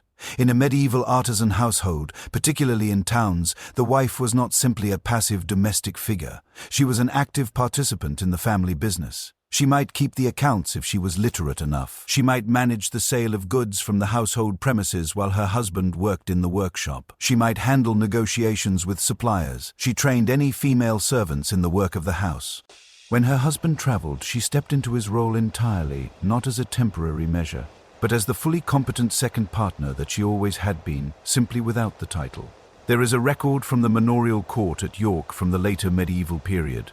One of those extraordinary pieces of documentation that historians love precisely because it is so specific, noting a case in which a wife had been running the family business for an extended period in her husband's absence, and had made decisions that he contested when he returned. The fact that the case ended up in court at all tells us something important. She'd been acting as a genuine economic agent, making real decisions with real consequences, not playing at authority but exercising it. And when a husband died, when widowhood stripped away the legal fiction that the man was the head of the economic household, women sometimes emerged into positions of remarkable commercial power. A woman named Annabel, a grocer's widow in medieval London, whose story has only recently come to light through records preserved in the archives of an Italian banking house, was dealing in saffron in transactions whose single deal value represented something like 6 to 8 years' wages for a skilled craftsman. She negotiated with Italian bankers. She commanded supply chains stretching to the Mediterranean. She was by any reasonable measure a successful international merchant. She had not suddenly become capable of this when her husband died. She had been learning the business from beside him for years. The death just removed the legal barrier that had prevented anyone from acknowledging it. Can I ask you something? Have you ever been in a situation where you were clearly the person making something work, but someone else got the credit for it? Where your contribution was invisible because the system had decided in advance whose contribution was supposed to be visible? Because that is the story of her economic life in miniature. She was running a complex multivariable operation every single day. Managing inventory, forecasting needs, supervising labor, making purchasing decisions, maintaining quality standards. In any other context, we would have a word for this. We would call it management. We would call it business. But because it happened inside the house and because the house was legally his, it did not officially count. It was not work in the formal sense. It was simply being a wife. The keys at her belt were the physical emblem of all of this. And these are not a small thing. Archaeological evidence from Anglo-Saxon and early medieval England, grave goods found in women's burials, includes with notable frequency the remnants of iron keys. Sometimes elaborate, sometimes plain, sometimes found still connected to the iron rings or girdle hangers that had once attached them to a belt. The practice of burying a woman with her keys was, it seems, widespread enough to be documented across multiple centuries and multiple regions. Think about what that means as a burial custom. You want this woman remembered for what she was. You choose the object that represents her authority, her role, her contribution to the household that she kept alive, and you choose the keys, not the spindle, though she spun, not the pot, though she cooked, not a religious object, though she prayed. The keys, because the keys were how her world understood who she was. There is a detail I want to share that has stayed with me since the first time I read it, because it captures something perfectly that is difficult to articulate in any other way. In medieval households where there was more than one woman with potential authority, say a mother-in-law and a daughter-in-law living under the same roof, which was common, the passing of the keys was a formal act. When a son married and brought his wife into the family home, the keys did not automatically transfer to the younger woman. They remained with the older woman, with the established mistress of the house. And only when the mother-in-law died, or became too infirm to manage, or chose to relinquish her authority, only then did the keys pass to the new wife. It was, in its own quiet way, a formal succession, a transfer of power. The kind of thing that in the world of kings and lords happened with ceremony and documentation and witnesses. In the household, it happened with a key ring changing hands. The younger woman probably understood exactly what that moment meant. The weight of the iron in her palm, the sound of the keys settling against against her hip for the first time, the look on her mother-in-law's face, and the practical authority those keys represented was very real. Scholars who have examined what medieval writers actually thought the wife's role should be, texts like The Goodman of Paris, that famous 14th century conduct manual written by an elderly French merchant for his much younger wife, reveal a picture of expected domestic authority that is genuinely sweeping. The wife is expected to supervise servants in their work and to ensure that standards are maintained. She's expected to manage the household supplies with care and prudence. She's expected to understand the family's financial situation well enough to make reasonable decisions in her husband's absence. She's expected to know the merchants they deal with, the prices they should be paying, the quality they should be accepting. This is not a picture of a decorative helpmeet.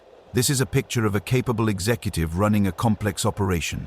And yet, and this is where the medieval world's contradictions press together most uncomfortably, the same texts that describe all of this practical authority also spend considerable time explaining that she should do it all quietly, without drawing attention to herself, without challenging her husband's public authority, without ever forgetting that the house and everything in it is formally his.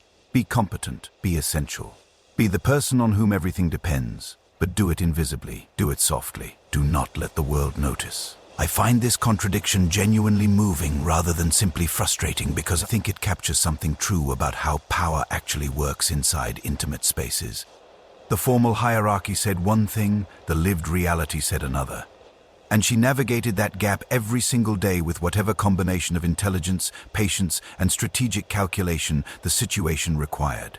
The keys jangled at her belt. They were practical, they were also symbolic, and she knew it. The day is moving forward. The morning is fully gone now. And at some point the household's attention turns outward, because as constant and demanding as her world inside the house was, there was one day in the week, sometimes more, when she stepped out of it entirely, when she moved through the outside world among other people with coin in her hand, and something to sell, and something to learn, and a rare, precious window of time where she was not simply the woman who kept the household running. Market day.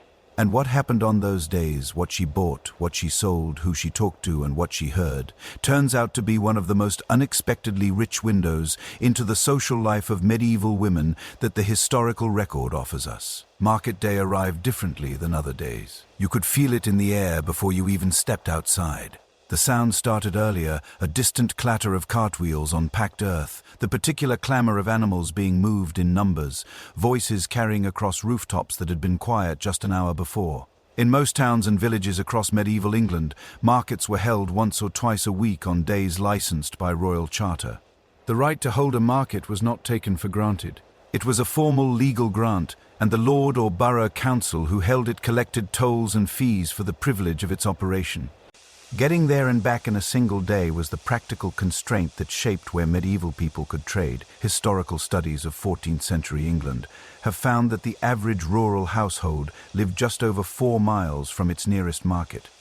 Not far, but 4 miles on foot with goods to carry and weather to contend with was not nothing either. She went most weeks. It was part of the rhythm of her life that we have not yet talked about, and it deserves proper attention because market day was not simply an errand. It was, and I want to be careful here to give this its full weight, probably the most socially complex and informationally rich experience she had access to in any given week. Let us start with what she was bringing to sell because that tells us something important. The goods that women typically brought to medieval markets were specific, historical records, market regulations, and the kinds of documents that track who was selling what, in which part of a market square, all paint a consistent picture. She brought eggs. She brought butter and cheese if the family had dairy animals. She brought poultry, a hen that had stopped laying perhaps, or young birds she had raised through the spring. She might bring excess vegetables from the kitchen garden, honey and wax if she kept bees, flax or hemp if it had been grown. Yarn she had spun beyond what the household needed. These were the surplus products of her own labor, things she'd grown, raised, processed or made, and then carried on her back or in a basket for miles or more to convert into the coin that helped the household purchase what it could not produce itself.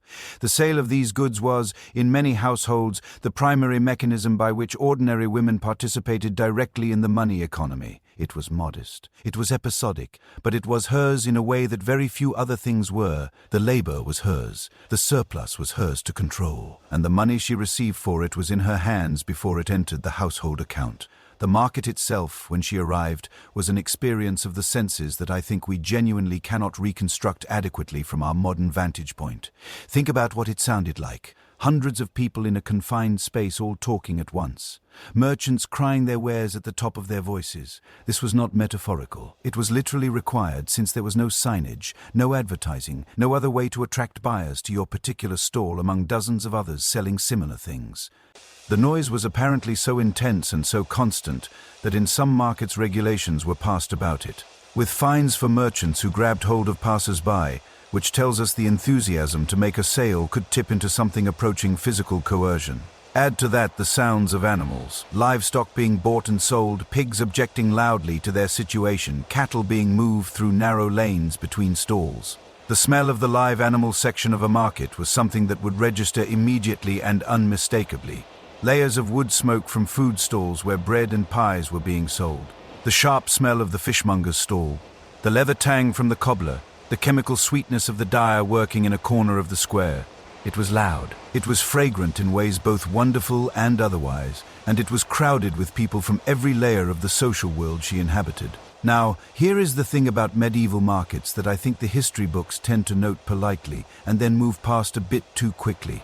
The market was not just an economic event, it was the primary news distribution network of medieval society. There were no newspapers, there was no postal system available to ordinary people, there were no electronic communications of any kind. If you wanted to know what was happening, not just in your village, but in the world beyond it, you went to the market and you listened. Town criers carried official announcements, ringing their bells and declaiming proclamations from whatever authority had something to communicate. But the unofficial news was carried by the people themselves in conversation, in transaction, in the natural human impulse to share what you know with the person standing next to you at a stall. She knew this, and she used it. When she came back from market, she came back with more than whatever she had purchased.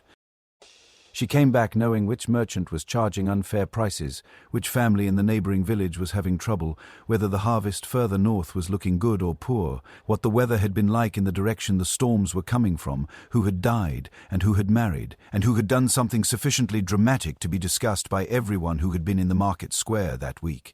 This information was not idle gossip, or rather it was gossip in the truest original sense of that word, which before it acquired its dismissive connotation simply meant the talk of the community.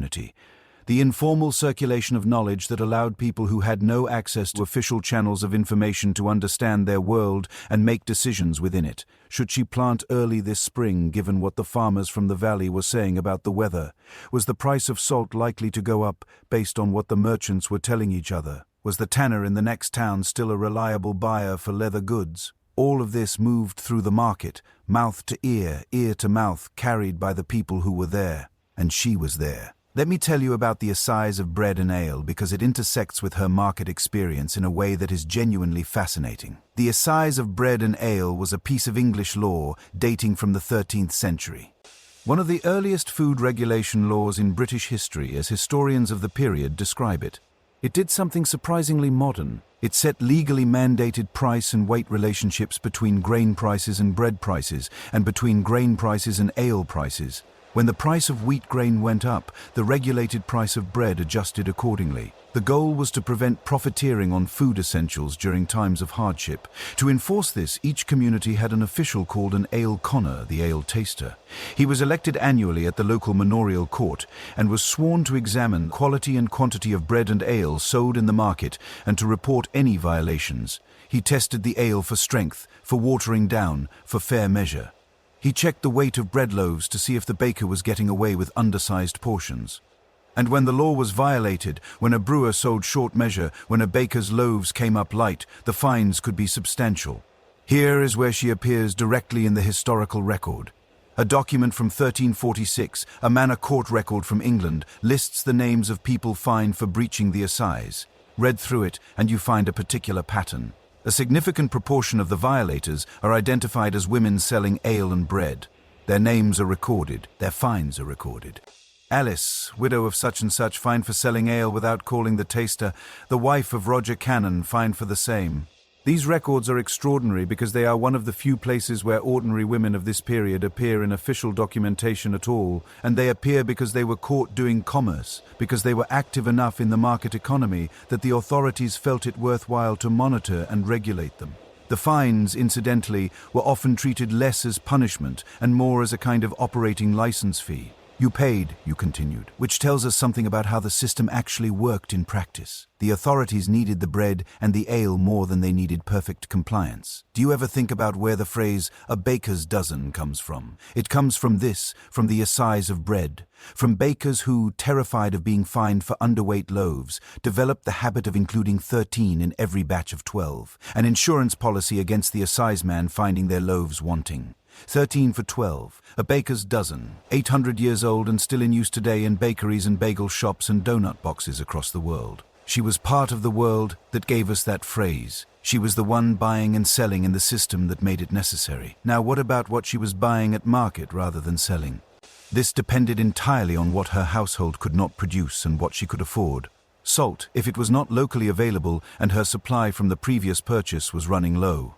Fish on the fast days mandated by the church, and the church mandated a great many fast days, collectively filling roughly a third of the calendar year with prohibitions on meat eating. That meant fish was an essential weekly purchase for most households. A few specific herbs or spices if the family was prospering. Needles, which were among the most commonly purchased small goods in medieval market records. Thread, if her spinning had not produced enough for current needs, and cloth, sometimes, if the household's own textile production was not keeping pace with what was needed. Coarser cloth for working garments, better cloth for the one good outfit that a family member might possess. She negotiated all of this without written price lists, without a standardized currency system that everyone trusted uniformly, without receipts. By the time she walked back out of the market with her purchases and her coin and her basket of news, she'd made a series of economic decisions under conditions of genuine uncertainty, and done it with a skill that came entirely from experience and judgment. There is something else that happened at market that I want to address because it gets at a dimension of her life we do not talk about enough. She saw people. This sounds obvious. Of course she saw people at the market.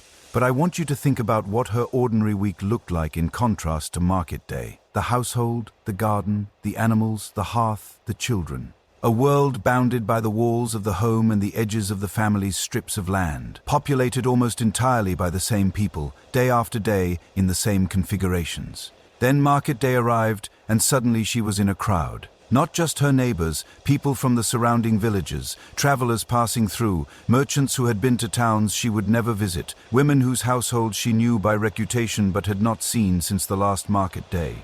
The village ale taster, the Lord's bailiff doing his rounds. The cloth merchant who came once a month from the regional center. For a woman whose world was often genuinely small, the market was a window. Scholars who have studied medieval women and the social networks they maintained have documented what they call the female information network that operated through these shared spaces. Markets, washing places, childbirths, church gatherings. Women passed information through these networks with remarkable efficiency, precisely because they were always in contact with one another in ways that the formal record rarely captured.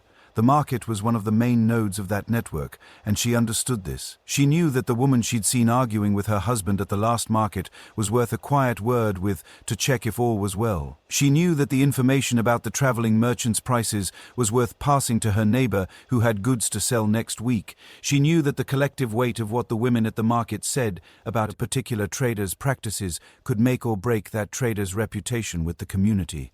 And the community had no other consumer protection mechanism. The women's word was in that sense a form of market regulation all on its own. Informal, unwritten, powerful. I want to share a detail that I find quietly remarkable. Medieval markets in larger towns were physically organized so that different kinds of goods were sold in different areas. Fish in one lane, meat in another, grain in the square, dairy products near the church. Historical records from a 14th century market in Oxford describe the layout in specific detail. Cheese, eggs, milk, butter, peas and beans were sold at a designated corner of the market square, separate from where grain and cloth were traded. This corner, the dairy and produce section, was, as we know from multiple market records, predominantly staffed by women, which means there was a part of the medieval market that was effectively a women's space. Not exclusively, but predominantly. A place where she could sell, where she could buy from people she knew, where she could speak to other women doing the same work, where information moved freely in the language of commerce and community at once. It was not much. It was a corner of a square in a town she walked 4 miles to reach, but it was hers. 1 day a week, in a way that almost nothing else in her life was. And then the day wound down. Morning was the active time for markets. Most stalls were closing or quieting by early afternoon, and some were required to be entirely cleared by a certain hour. She gathered what she had purchased, counted what she had earned from her sales, tucked it away, and turned toward home. The walk back was, I imagine, often slower than the walk there, not just because she was tired, though she was tired, but because the basket was now full of things she had bought, rather than empty from things she had sold, and because the day had been long and full and loud, and the path home was quieter. She would have been thinking as she walked, cataloguing what she had learned, what she had heard. What she needed to remember to tell her husband about the price of salt, what the woman from the next village had said about her sick child that worried her, whether the ale taster's attitude this week suggested the Lord was tightening enforcement. All of it moving through her head, sorting itself out, preparing itself to be useful. By the time the house came into view, the day was already leaning toward afternoon. The fire would need attention. The evening meal was still to be prepared. The children were back. But there was one more part of her day that we have not yet touched on. The hours after dark, when the household settled, and the noise of the outside world finally, mercifully faded, when the candle was lit, and the family gathered close. What happened in those hours, and what her evenings actually looked like once the door was shut and the world was on the other side of it, turns out to be one of the strangest and most surprisingly modern chapters in this whole story. Because the medieval night was not what most of us imagine, and how she slept, and when she slept, and what she was afraid of in the dark, is something historians have only recently started to fully understand. The afternoon has thinned out into early evening. She is home, the basket is on the table. The purchases are sorted and put away. The market noise is still in her ears, but fading now, replaced by the closer sounds of the household reassembling itself around the fire. And here is where the day, having demanded everything of her since before sunrise, still has one more stretch of work ahead before she can rest. Because the evening in a medieval household was not simply the absence of day. It was its own category of time, with its own tasks, its own particular demands, and perhaps most surprisingly to us now, its own strange relationship with darkness, with sleep, and with the fears that move through the night. Let me start with something practical, because practical is always where she started, laundry. Not necessarily on this particular evening. Full laundry was not a daily event, and we will come to why in a moment. But the management of clothing and cleanliness was always in the background of her day, and the evenings were often when it happened. Here is a fact that tends to produce a reaction when I share it. Medieval people washed their laundry in a mixture of wood ash and stale urine. I know, take a moment. But here is why. Because the chemistry is actually straightforward. Urine collected over several days in a pot, allowed to ferment, develops a high concentration of ammonia, and ammonia is a genuinely effective cleaning agent. It cuts through grease, loosens embedded dirt, and lightens yellowed fabric. The wood ash added an alkaline base that reinforced the cleaning action. The resulting liquid, which they called lye in some traditions, or chamber lye, when the urine contribution was being specifically acknowledged, was the closest thing to detergent that most households had access to. A medieval proverb recorded in historical texts from the period ran something like this.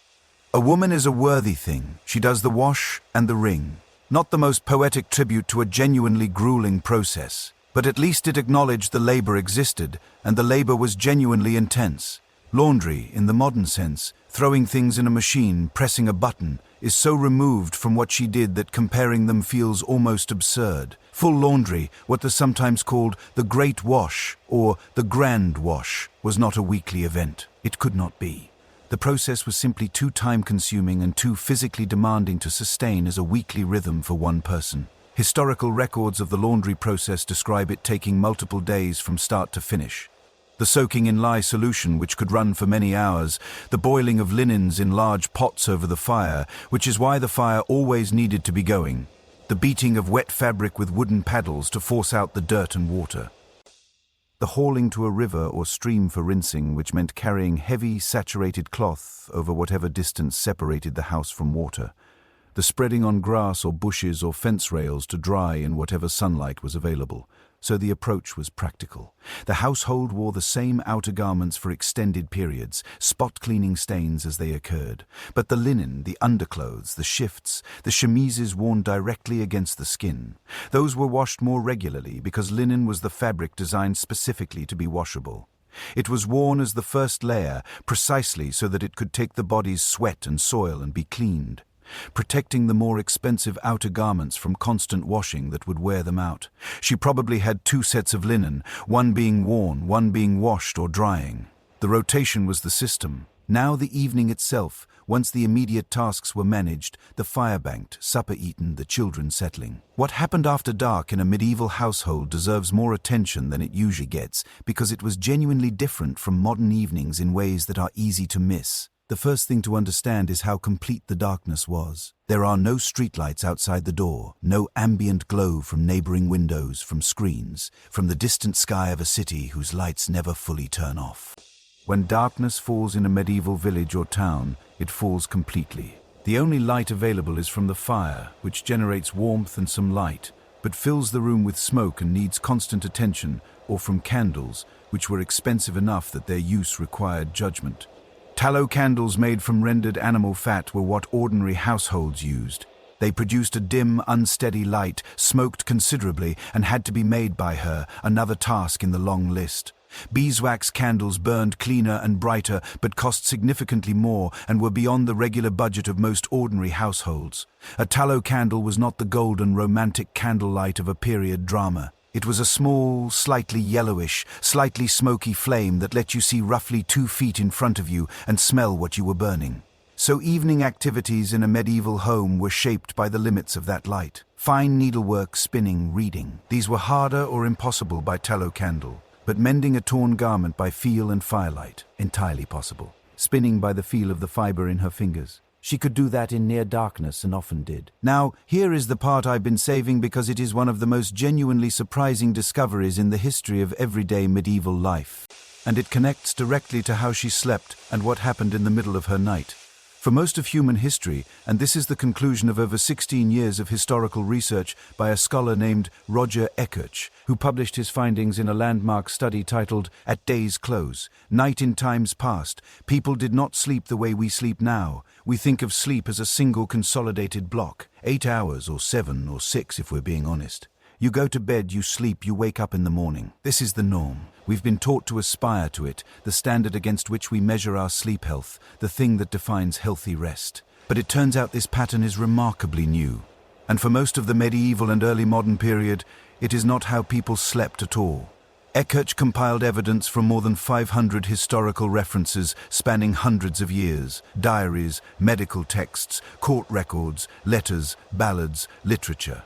And what they collectively describe, scattered casually across documents where nobody bothered to explain it because it required no explanation, is this. People slept in 2 separate phases, with a period of wakefulness in between.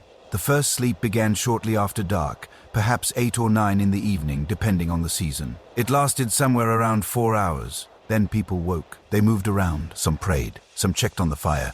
Some talked quietly to whoever was awake beside them. Some, if the historical medical texts are to be believed, and a 16th-century French physician named Laurent Joubert wrote about this with complete clinical matter-of-factness, made love, which he attributed to greater physical enjoyment during the hours after the first sleep when the body was in a particular state of calm.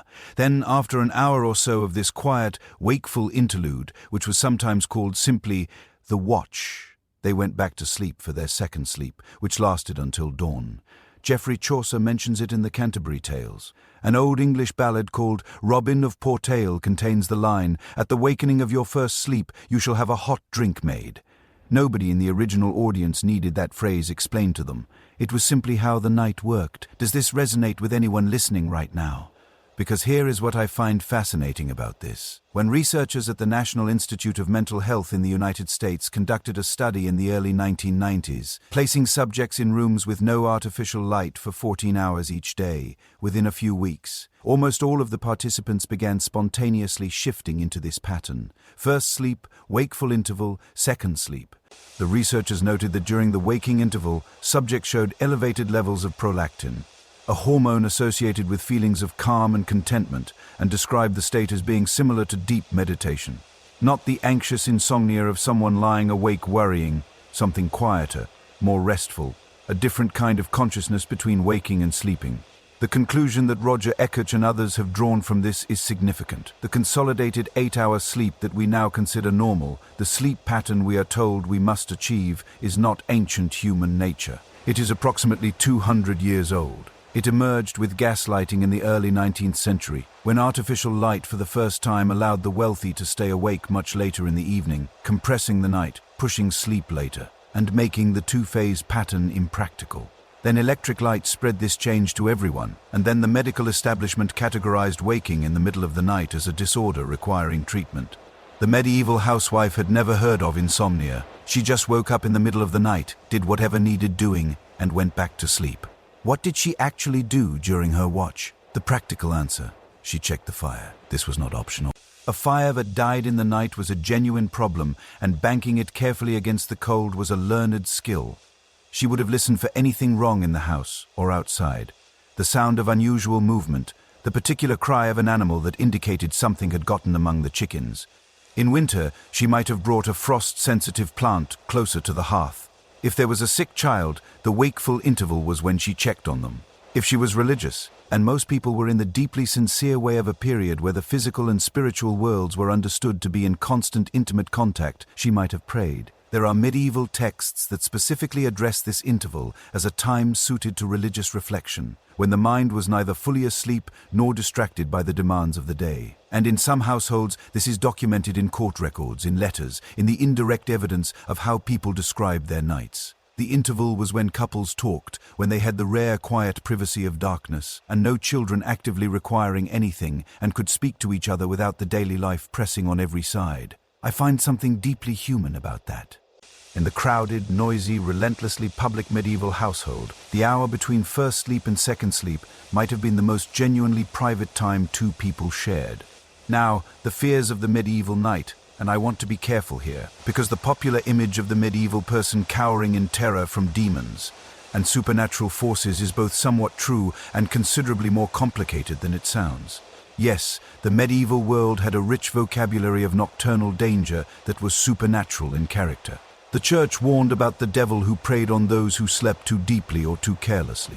There were folk traditions about certain hours of the night being particularly dangerous, certain crossroads to avoid after dark, certain sounds that indicated presences no rational person wanted to encounter. But alongside those fears, and in many ways more practically pressing, were the very real and entirely non-supernatural dangers of medieval nights. Fire first, and most urgently. A town fire that started in the night when people were asleep, and the wind was up to destroy a street of houses before anyone who might have helped had time to wake and respond. She knew this. The banking of the fire before sleep was not just about keeping warm. It was about preventing catastrophe. Theft was another real concern. Medieval towns and villages were not without crime, and the darkness was the obvious cover for it.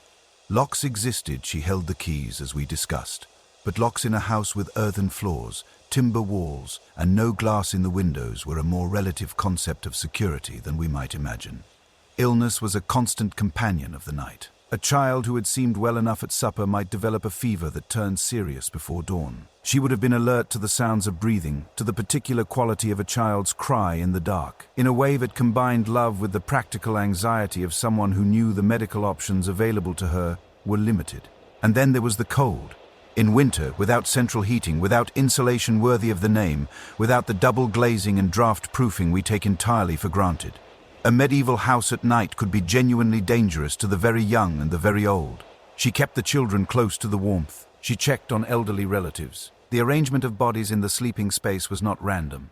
It was calculated, and she was the one calculating it. She slept when she finally did in a world that required her to remain partly alert even in rest.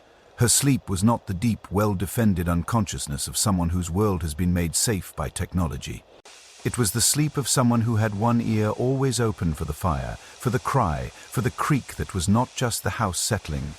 But here is what strikes me most as we follow this day through to its close. She woke up tomorrow, or in a few hours, at the beginning of her second sleep, or at dawn, depending on the season and the needs of the household. And she did it again. every single day, without breaks, without weekends in any modern sense, without the structures that we now build into our lives to create rest and recovery. And yet the historical record does contain evidence of moments of pleasure, of laughter, of what we might recognize as joy. The festivals that punctuated the medieval year, and there were many of them, since the church calendar was full of feast days that mandated rest and celebration, gave the community periods of genuine release. She would have known the particular pleasure of a summer feast day when the work was set aside and food was more abundant than usual and the evening stretched long and light. She knew what it felt like to sit beside the fire after a good day, with her work done and her family fed and the house quiet. She knew what it felt like to have that quiet interval in the night between first sleep and second, when the world was dark and still and the fire was burning low, and for a few private minutes nothing was required of her. I think she probably found those minutes at least sometimes genuinely peaceful. As we sit now in the last part of this long day together, there is one more dimension of her world that we have not yet properly honored. Everything we have explored, her labor, her knowledge, her management, her grief, her small moments of power, all of it remained largely invisible within the formal structures of the world she lived in. But there is a final chapter to this story, a chapter about what her day actually meant, what all of it added up to, and why a 15th century ballad about a plowman who challenged his wife to swap jobs one single day may be the most honest accounting of her life that history has left us. That accounting is where we are going next, and it is worth staying awake for.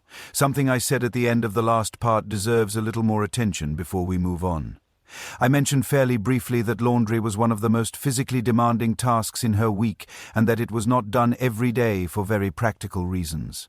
But I skipped past something that I think deserves its own conversation because wrapped inside the subject of cleanliness and washing is one of the most persistent and confidently repeated myths in all of popular history. The myth that medieval people were dirty. Not just lacking modern conveniences, not just operating in a world without running water, but fundamentally, characteristically, spectacularly filthy. The vision that most people have absorbed somewhere along the way, through movies and television and 1,000 casual references, is of a population that bathed perhaps once a year, if forced, wore the same unwashed clothing for months, and existed in a state of grime so complete it barely registered. This image is wrong, significantly, documentably, historically wrong. And the person who disproves it most eloquently is the woman who has been at the center of this story all along. Let us start with a question that sounds simple, but has a complicated answer. Did medieval people bathe? Yes, regularly. More regularly than most people assume, and in some cases with an enthusiasm that would genuinely surprise you. The historian Virginia Smith, writing in her study of the history of personal hygiene, describes the state of public bathhouses in medieval European towns by the 15th century as being as common as going out to a restaurant would become 4 centuries later. Medieval German engravings from the period depict town bathhouses with remarkable vividness. Long rows of bathing couples eating a meal while soaking in wooden tubs. Several people sharing a single large tub, musicians playing in the background, the whole thing social and relaxed and completely ordinary. Paris alone had more than 32 bathhouses by the 13th century. In the city of Southwark on the southern bank of the Thames, a person could choose from 18 hot baths. The town of Nuremberg, which seems to have been one of the more hygiene-conscious cities in medieval Germany, had 14 public bathhouses operating simultaneously. In Krakow, there were 12. And in the German city of Bamberg, records from 1480 show that a peasant could enter the public steam bath for 1 pfennig, the smallest denomination coin in circulation at the time. The price was kept deliberately affordable. Some towns even arranged for the poor to bathe for free on certain designated days, sponsored by the church or by wealthy citizens. These were not marginal institutions. They were central features of urban social life. You went to the bathhouse the way you might go to a pub or a coffee house today. To get clean? Yes, but also to hear the news, to conduct informal business, to spend time with neighbors in an atmosphere that combined the practical with the pleasantly social. Now, I hear a question forming at the back of your mind. If all of this is true, why does everyone think medieval people were dirty? It is a genuinely interesting historical puzzle, and the answer has several pieces. The first piece is about timing. Most of the dirty medieval people narrative was constructed not in the medieval period itself, but during the 18th and 19th centuries. Enlightenment and Victorian writers, people who were trying to establish a sense of their own era as enlightened and progressive, needed a contrast. The Middle Ages became the Dark Ages in their telling. Ignorant, superstitious, barbaric. And dirty was a useful shorthand for that image. It stuck. It got repeated. It became received wisdom. The second piece involves a very specific historical moment. The Black Death. When the plague arrived in Europe in 1348 and killed somewhere between 1/3 and 1/2 of the continent's entire population, it transformed attitudes toward bathing in ways that lasted for generations. Not because plague made people want to stop washing, but because of a theory, completely wrong by modern understanding, but entirely logical within the medicine of the time, that warm water opened the body's pores and allowed disease to enter. The Dutch philosopher Erasmus captured this moment perfectly. Writing in 1526, he described how just 25 years earlier, public bathing had been nothing more fashionable in the region of Brabant. And then he noted, "Today there are none. The new plague has taught us to avoid them." So the irony is this: it was not the medieval period that stopped bathing. It was the plague in its aftermath, bleeding into the early modern era, that created the conditions for reduced bathing. Exactly the period that later historians would then project backward onto the Middle Ages as a whole. But what about the ordinary household, the cottage without a bathhouse nearby, the family too far from a town to make weekly trips to a public bath? This is where her story becomes directly relevant again. And this is where I want to talk about linen, because the medieval approach to personal hygiene was not primitive guesswork. It was a system, a thought-through, practically effective system built around the properties of available materials and the realities of what could actually be washed. Here is how it worked. Everyone wore a layer of linen directly against the skin. For women, this was the shift or chemise, a full-length undergarment that covered the body completely. For men, a linen undertunic. This layer was designed to absorb sweat, body oils, and the general accumulation of skin. And crucially, it was washable in a way that the outer wool garments were not. Wool is extraordinary for warmth and durability, but it is notoriously difficult to wash without destroying. It shrinks, it feels, it loses its shape, the color fades, and it takes days to dry in cold or damp conditions. Washing a wool outer garment was a significant undertaking, not done frequently. But the linen underneath, that was washed regularly, changed regularly. And the linen against the body was essentially doing the hygiene work, absorbing, and then being removed and cleaned, so that the body beneath it remained genuinely cleaner than you might expect, given the absence of daily showers. She understood this system at a cellular level, not because she had read about it in a medical text, but because she was the one making it function. She was the one who knew when the shifts needed washing. She was the one who maintained the household supply of clean linen, who knew exactly how many changes the family had and when they would need more, who managed the timing of the Great Wash, that intensive multi-day laundry event, around the rhythms of the agricultural calendar and the available water supply. This was not accidental. It was intelligent household management of the kind that required genuine expertise.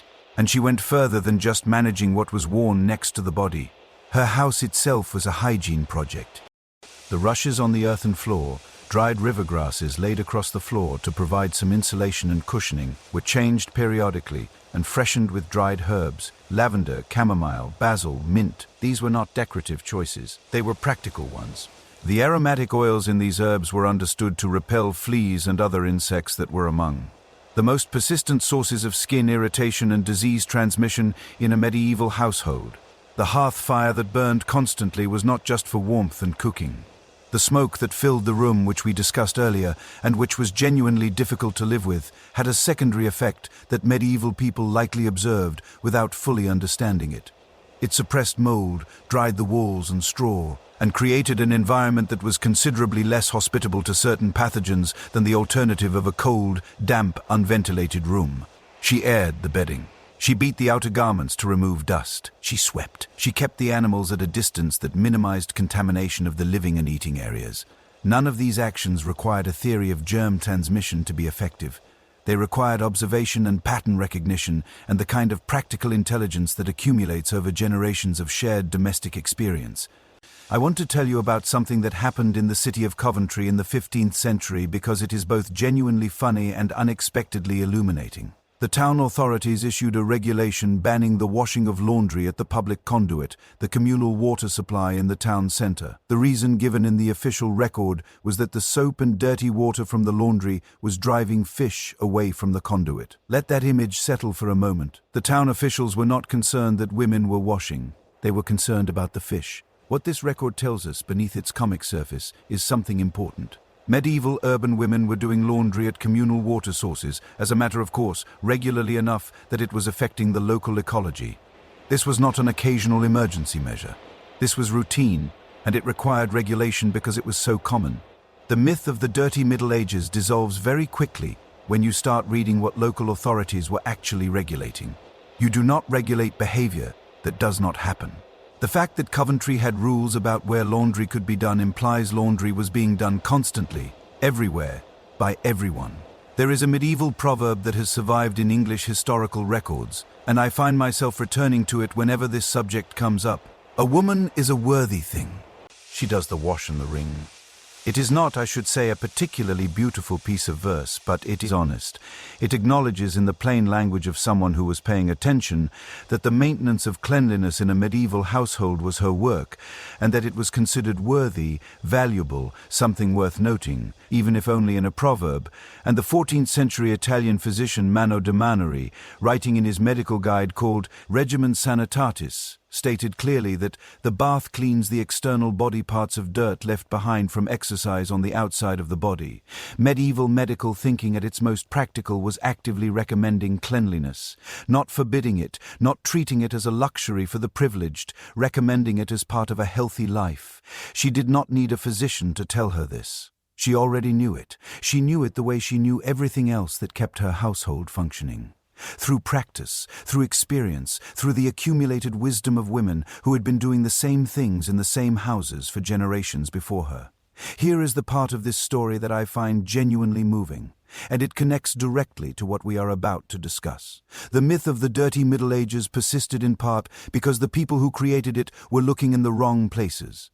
They were reading official records and formal histories and medical treatises written by men about institutions run by men. And in those places, the daily domestic work of maintaining cleanliness was largely invisible because it was her work, and her work was not what those documents were recording. The rushes she changed, the linen she washed, the herbs she bundled and hung and scattered, the careful management of what was washed when and how. None of this left a formal record. It left only the result: a household that functioned, children who survived to adulthood, a family that did not succumb to the diseases that swept through communities with less careful domestic management. The absence of evidence was mistaken for evidence of absence.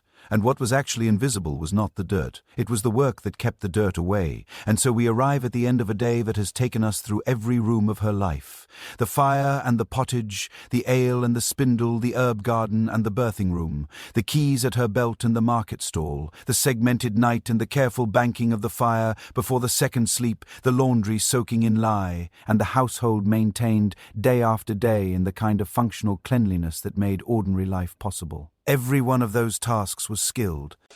Every one of them was essential, and taken together they add up to something that the formal economy of her time consistently declined to count, and that the popular history of her world has for centuries managed to overlook almost entirely. But there is a document, a little 15th century poem, a ballad, and in it someone did finally try to count it. A ploughman who thought his wife's work was easy. A wife who responded with a list, and a husband who at the end of that list fell silent. What happened in that silence, and what it tells us about everything we've been discussing today, is where we need to go next. There is a poem, or more accurately a ballad, that has survived from late 15th century England, preserved in a manuscript collection that was originally owned by a London merchant family. It is a relatively short piece, and the ending has been lost, so we will never know exactly how it concluded. But what remains is extraordinary because it is one of the clearest windows we have into how ordinary people of the period understood, and occasionally laughed at, the fundamental question of whose work was actually harder. The poem has come to be known as the Ballad of the Tyrannical Husband. Let me tell you what it says because I think it deserves to be told properly. A ploughman sets out for work in the morning, taking with him a boy, an apprentice, a horse, and 2 oxen to help him with his labor in the fields. Before he goes, he warns his wife, rather curtly in the way of someone who has decided his own work is obviously the more important of the two. To have his dinner ready on time when he returns. Now, the wife has been up in the night tending the baby. She rose before dawn while her husband was still in bed. She has no servant. She has several small children too young to be useful who need her constant attention. The ploughman comes home for dinner, and the meal is not ready, he complains. He accuses her of wasting time chatting with neighbors and drinking. He suggests, with the particular confidence of someone who has not thought very carefully about his argument, that her work around the house is considerably easier than his work in the fields. His wife does not lose her temper. She does something more effective. She lists every task she has done or needs to do in detail. She has been up half the night. She started working before he was awake. She has milked the cows. She has made butter. She has tended the children. She has prepared the flax for spinning. She has cooked. She has kept the fire. She has seen to the animals. She has mended. She has managed the household in every dimension while simultaneously never having a moment that was not required by something. When she finishes her list, the ploughman falls silent. The ballad's ending has been lost to time, but as historians who have studied the poem consistently note, we do not really need the ending. The last line we have is his response to her list. He says roughly, "Teach me no more housewifery." He does not want to swap. After all, this ballad was written by someone who was paying attention. Not a saint, not a scholar, not a theologian. Someone who looked at the world around them and noticed the disproportion. Noticed that the woman's day was longer, more varied, and more essentially load-bearing than the one it was being measured against, and wrote it down in a form that could travel. Ballads were memorized and sung, and passed from person to person. They reached people who could not read. They reached women who recognized themselves in the wife's list, and men who perhaps squirmed a little at the ploughman. The fact that someone wrote it at all tells us something important. It tells us that the invisibility of her labor was not total, that at least some people around her could see it, even if the formal structures of law and economy declined to count it. Now, let me ask you something, and I want you to think about it seriously, rather than brushing past it. If you were to sit down and calculate what the medieval housewife's labor was actually worth, not in terms of what she was paid, because she was not paid at all, but in terms of what it would cost to replace every function she performed, what number do you think you would arrive at? Historians and economists who have actually tried to do this calculation for the pre-industrial period have arrived at numbers that are startling. Not because the individual tasks were individually expensive, but because of the sheer volume of them, and because of how essential each one was to the household's survival. A Cambridge economic historian who studied the contribution of unpaid domestic labor to the British economy from the medieval period through to the industrial era found essentially that domestic labor, the labor overwhelmingly performed by women, was not a supplement to the real economy. It was the foundation on which the real economy sat. Without it, nothing else was possible. The men who went to the fields, the apprentices who learned their trades, the merchants who traveled to market, all of them depended on somebody at home who was making them fed, clothed, housed, and healthy, and that somebody was almost always her. The economist's conclusion was framed carefully in academic language, but the substance of it was blunt. The standard measures of economic output in the medieval period, the ones that counted what men did, what guilds produced, what markets traded, were systematically missing roughly half of what was actually being produced. Because what she produced did not leave a trail of transactions. It did not appear in account books. It did not generate wages. It happened inside the house, and nobody wrote it down. There is a word that historians use for this: invisible. Medieval women's economic contribution was invisible, not because it did not exist, not because it was small, but because the systems designed to track economic activity were designed by and for a world where the only labor that counted was the labor that men did in spaces men controlled, in exchange for money that could be recorded. She produced food, she produced clothing, she produced medicine, she managed the household supplies and finances, she brewed the ale that was consumed every single day by everyone she was responsible for. She maintained the health of the family's workforce, which is to say her husband and children, through her knowledge of herbs and illness and care. She raised the next generation of workers. None of this appeared in the gross domestic product. The phrase was coined much later. Obviously, the concept of measuring national economic output is a modern invention. But the oversight it represents is not modern at all. It goes back at least to the medieval period, to the moment when someone looked at a household and decided that the relevant economic actor was the man who held the legal title to it. And yet she was not invisible to the people around her. That is the other side of this story, and I think it is worth holding on to. The community she lived in knew what she did. The neighbors who came to her for a remedy when their child was sick knew. The women who saw her at market every week, who understood the quality of her butter and the reliability of her ale, knew.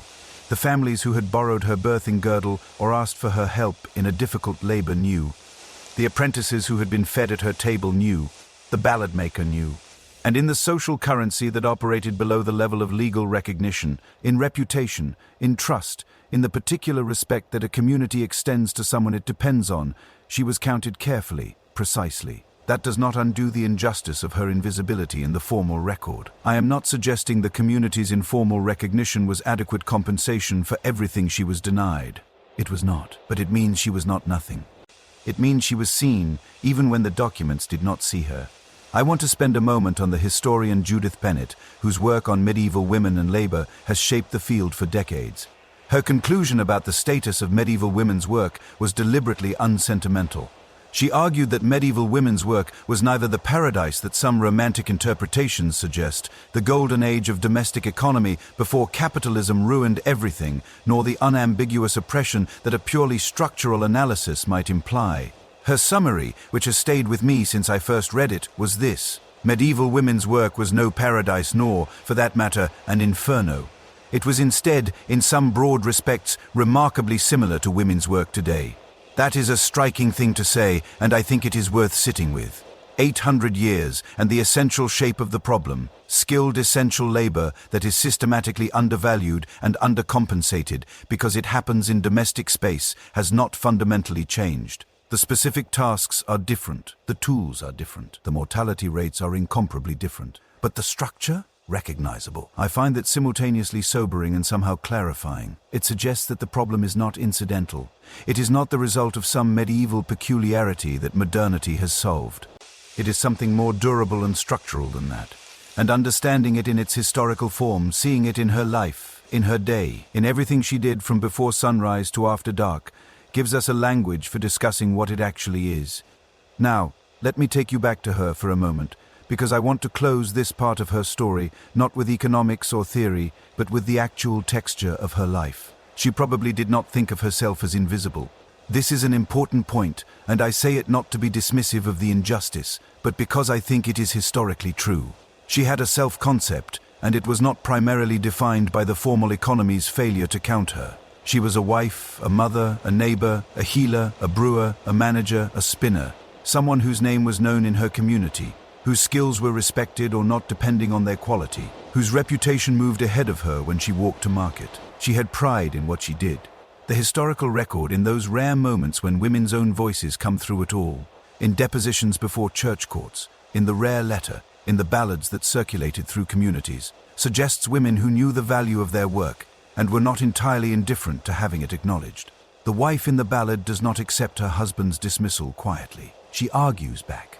She lists her labor with precision and confidence. She knows it is real, and she makes him reckon with it, at least briefly. "Teach me no more housewifery," he says, which is, if we want to read it generously, in acknowledgement, a moment of seeing. Not enough, not sustained, not converted into anything that would change the legal or economic structures of his world, but a moment of honest recognition, preserved in a ballad, copied into a manuscript, carried into our present day, 8 centuries later.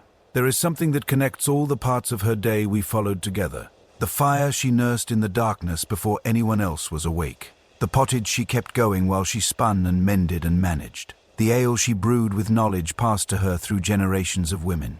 The herb garden she tended with skill that blurred the line between cooking and medicine. The children she carried through the world's most dangerous threshold. The keys that clinked at her belt as she walked through rooms that could not function without her. Each of those things was a form of knowledge. Each was a skill. Each produced something real. Warmth, food, health, cloth, children, stability. And all of it existed in a world that was not designed to see it, to count it, to name it, or to compensate it. She did it anyway. Not because she had a choice in most cases, but also, and I think this matters, because it needed to be done, and she knew how, and on some level she understood that knowledge itself was worth something, regardless of whether anyone around her was prepared to say so. We are nearly at the end of this long day together. The fire is banked, the children are sleeping, the keys are on the shelf beside the door. And there is one final thing I want to say about her. One more piece of what her life adds up to when you stand back and look at the full shape of it, that brings everything we have explored in this video to its proper close.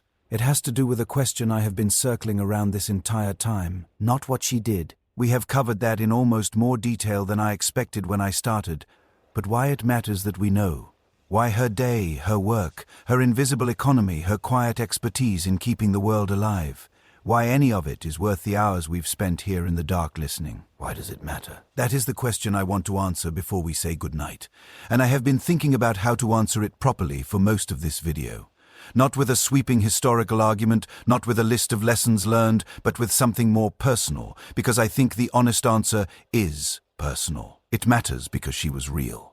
Not a symbol, not a representation of a social category, not a data point in someone else's economic model, or a supporting character in a history book that is really about the men who held the titles and won the battles. She was a specific woman who woke up before sunrise on a cold morning in a specific year, somewhere between the 1100s and the 1400s. And the first thing she did was check the fire. She had a name that was common in her village and probably shared with 2 or 3 other women on the same street. She had an opinion about her neighbor's ale, probably not flattering, and a particular way of holding her spindle that she'd learned from watching her mother. She worried about her youngest child, who hadn't been sleeping well. She was tired in a way that had no clean remedy, and she got up anyway. If I could reach back through 800 years and tell her one thing, it would be this. Someone is still talking about your day. I want to tell you about a detail that emerged from archaeological work in medieval England, because it is the most quietly extraordinary thing I know about this period, and I have been saving it. When archaeologists excavate the graves of women from medieval England, not queens, not noble women, not anyone with a title or a recorded name, they sometimes find buried alongside the body the tools of domestic work. Spindle walls of clay or bone, the remnants of an iron keyring, the small. Worn implements that were so fundamentally associated with who that woman was that whoever laid her in the earth chose to put them in beside her. Not her best Sunday clothing necessarily, not her jewelry if she had any, her tools. The spindle she used every waking hour of every day, the key that opened the locked chest, the evidence of her competence, her role, her daily presence in the world of the living. Whoever buried her understood, on some level that did not require articulation, that these objects were her. That the work was her, that to lay her in the ground without them would be to leave something essential behind. She was remembered by her tools, and I find that both heartbreaking and luminous at the same time. Heartbreaking because it says something about how narrow the world was willing to let her identity be. Luminous because it says that even within those narrow walls, the people who loved her knew exactly what she had given. Now, here is something I want you to consider, and this is where I admit that this has not only been a history lesson. Every single person listening to this right now, every single one of you, exists because someone did what she did. Not necessarily in the medieval period, but in some period, in some household, in some configuration of need and labor and knowledge and care, there was a woman whose work kept a family alive long enough for the next generation to exist, and then the next, and then the next, until somehow all of that accumulated surviving delivered you to this particular moment, listening to this particular story, in the dark. Her day and your existence are connected by an unbroken chain of exactly this kind of invisible, essential labor. I find that genuinely moving. Not in a sentimental way, in the way that makes you feel the weight of the actual past. Not the official past of kings and battles and great events, but the real past, the one that happened in ordinary rooms, at ordinary fires. In ordinary hands that knew how to do 10 essential things at once and never stopped moving. There is a medieval scholar I want to mention here, not to make this academic, but because what she did connects directly to everything we've been discussing. Her name was Christine de Pizan. Born in Venice in 1364, raised in France she became after her husband died young and left her with 3 children to support, the first known professional woman writer in European history. She earned her living from her pen, which was essentially unheard of. And she used that pen to argue persistently and eloquently for the recognition of women's contributions to the world. In her most famous work, The Book of the City of Ladies, written in 1405, she imagined a city built entirely from the achievements and virtues of women. It was a deliberate act of counter-narrative against centuries of dismissal. She collected examples of women's wisdom, courage, learning, and skill. Women who had governed, healed, created, discovered, and she placed them in a structure designed to last. What strikes me most about Christine de Pizan, though, is not her most famous work. It is the fact that she wrote it because she felt the absence of such a book so acutely. She wrote about the difficulty of growing up surrounded by texts that told her women were lesser, weaker, more susceptible to sin, and less capable of reason. She described the confusion of someone who can see the evidence around her contradicting what she's been told to believe. She looked at the women she knew, the women doing what our housewife had been doing for centuries, and she thought, someone should write this down. Someone should make a record that does not depend on whether the official world decides to keep it. She was right, and she did it. And here we are, 600 years later, still reading her. Here is what I have come to believe after spending time with all of this history. The things we have not been taught to notice are often the most important. We are taught to notice battles because battles have clear outcomes and recorded participants. We are taught to notice political transitions because someone wrote a document. We are taught to notice the people whose names appear at the top of the page. But the person who kept the household alive while the battle was being fought, who fed the soldiers before they left and nursed them if they came home damaged, she is at the bottom of the page, if she is on it at all. The person whose careful management of grain stores is the reason her community survived the failed harvest of 1315, the worst famine England had seen in living memory, she does not get a chapter. The woman whose knowledge of Yarrow and Comfrey and St. John's wort and the exact correct proportions of wood, ash, and water produced a lye solution that could clean linen without destroying it. She is not in the medical history books, and yet the civilization that produced the battles and the documents and the great buildings was built on what she knew how to do. Without her competence executed reliably day after day, from before sunrise to after dark, there is no surplus that funds the cathedral. There is no healthy population that provides the labor force. There is no next generation of anything at all. She was not the footnote, she was the page. I want to read you something, not from a medieval text this time, but from a modern one that I think captures something true. The historian Barbara Hannawalt, who has spent much of her career studying the lives of medieval women and their households, wrote that when we look at the evidence, the court records, the archaeological findings, the occasional letters and wills and inventories that survive by chance, what we find is not the oppressed, passive, silent figure that the formal record implies. What we find is agency, practical, persistent, creative agency. Women working around constraints, finding the spaces within systems not designed for them, exercising genuine authority within the domestic sphere, not because they had been permitted to do so, but because the work was real and the knowledge was real, and the household could not function without both. She was not waiting to be liberated by some future modernity. She was already solving problems with the tools available. She was already, within the limits of her world, making decisions and exercising judgment, and maintaining the infrastructure of daily life with the same seriousness that any professional brings to work they understand to be genuinely important. And here is the last thing I want to say before we close. Her world is gone. The specific texture of it, the smoke, the spindle, the sound of the fire, the particular smell of a medieval household in winter, none of that exists anymore. We cannot visit it. We cannot fully reconstruct it. But the women who lived it are not gone, not entirely. They are in the language we use. Spinster, a baker's dozen.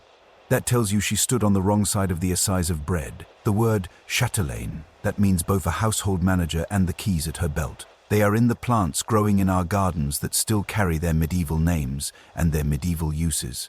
They are in the knowledge that was passed forward, generation to generation, hand to hand, about how to keep a family alive through a hard winter.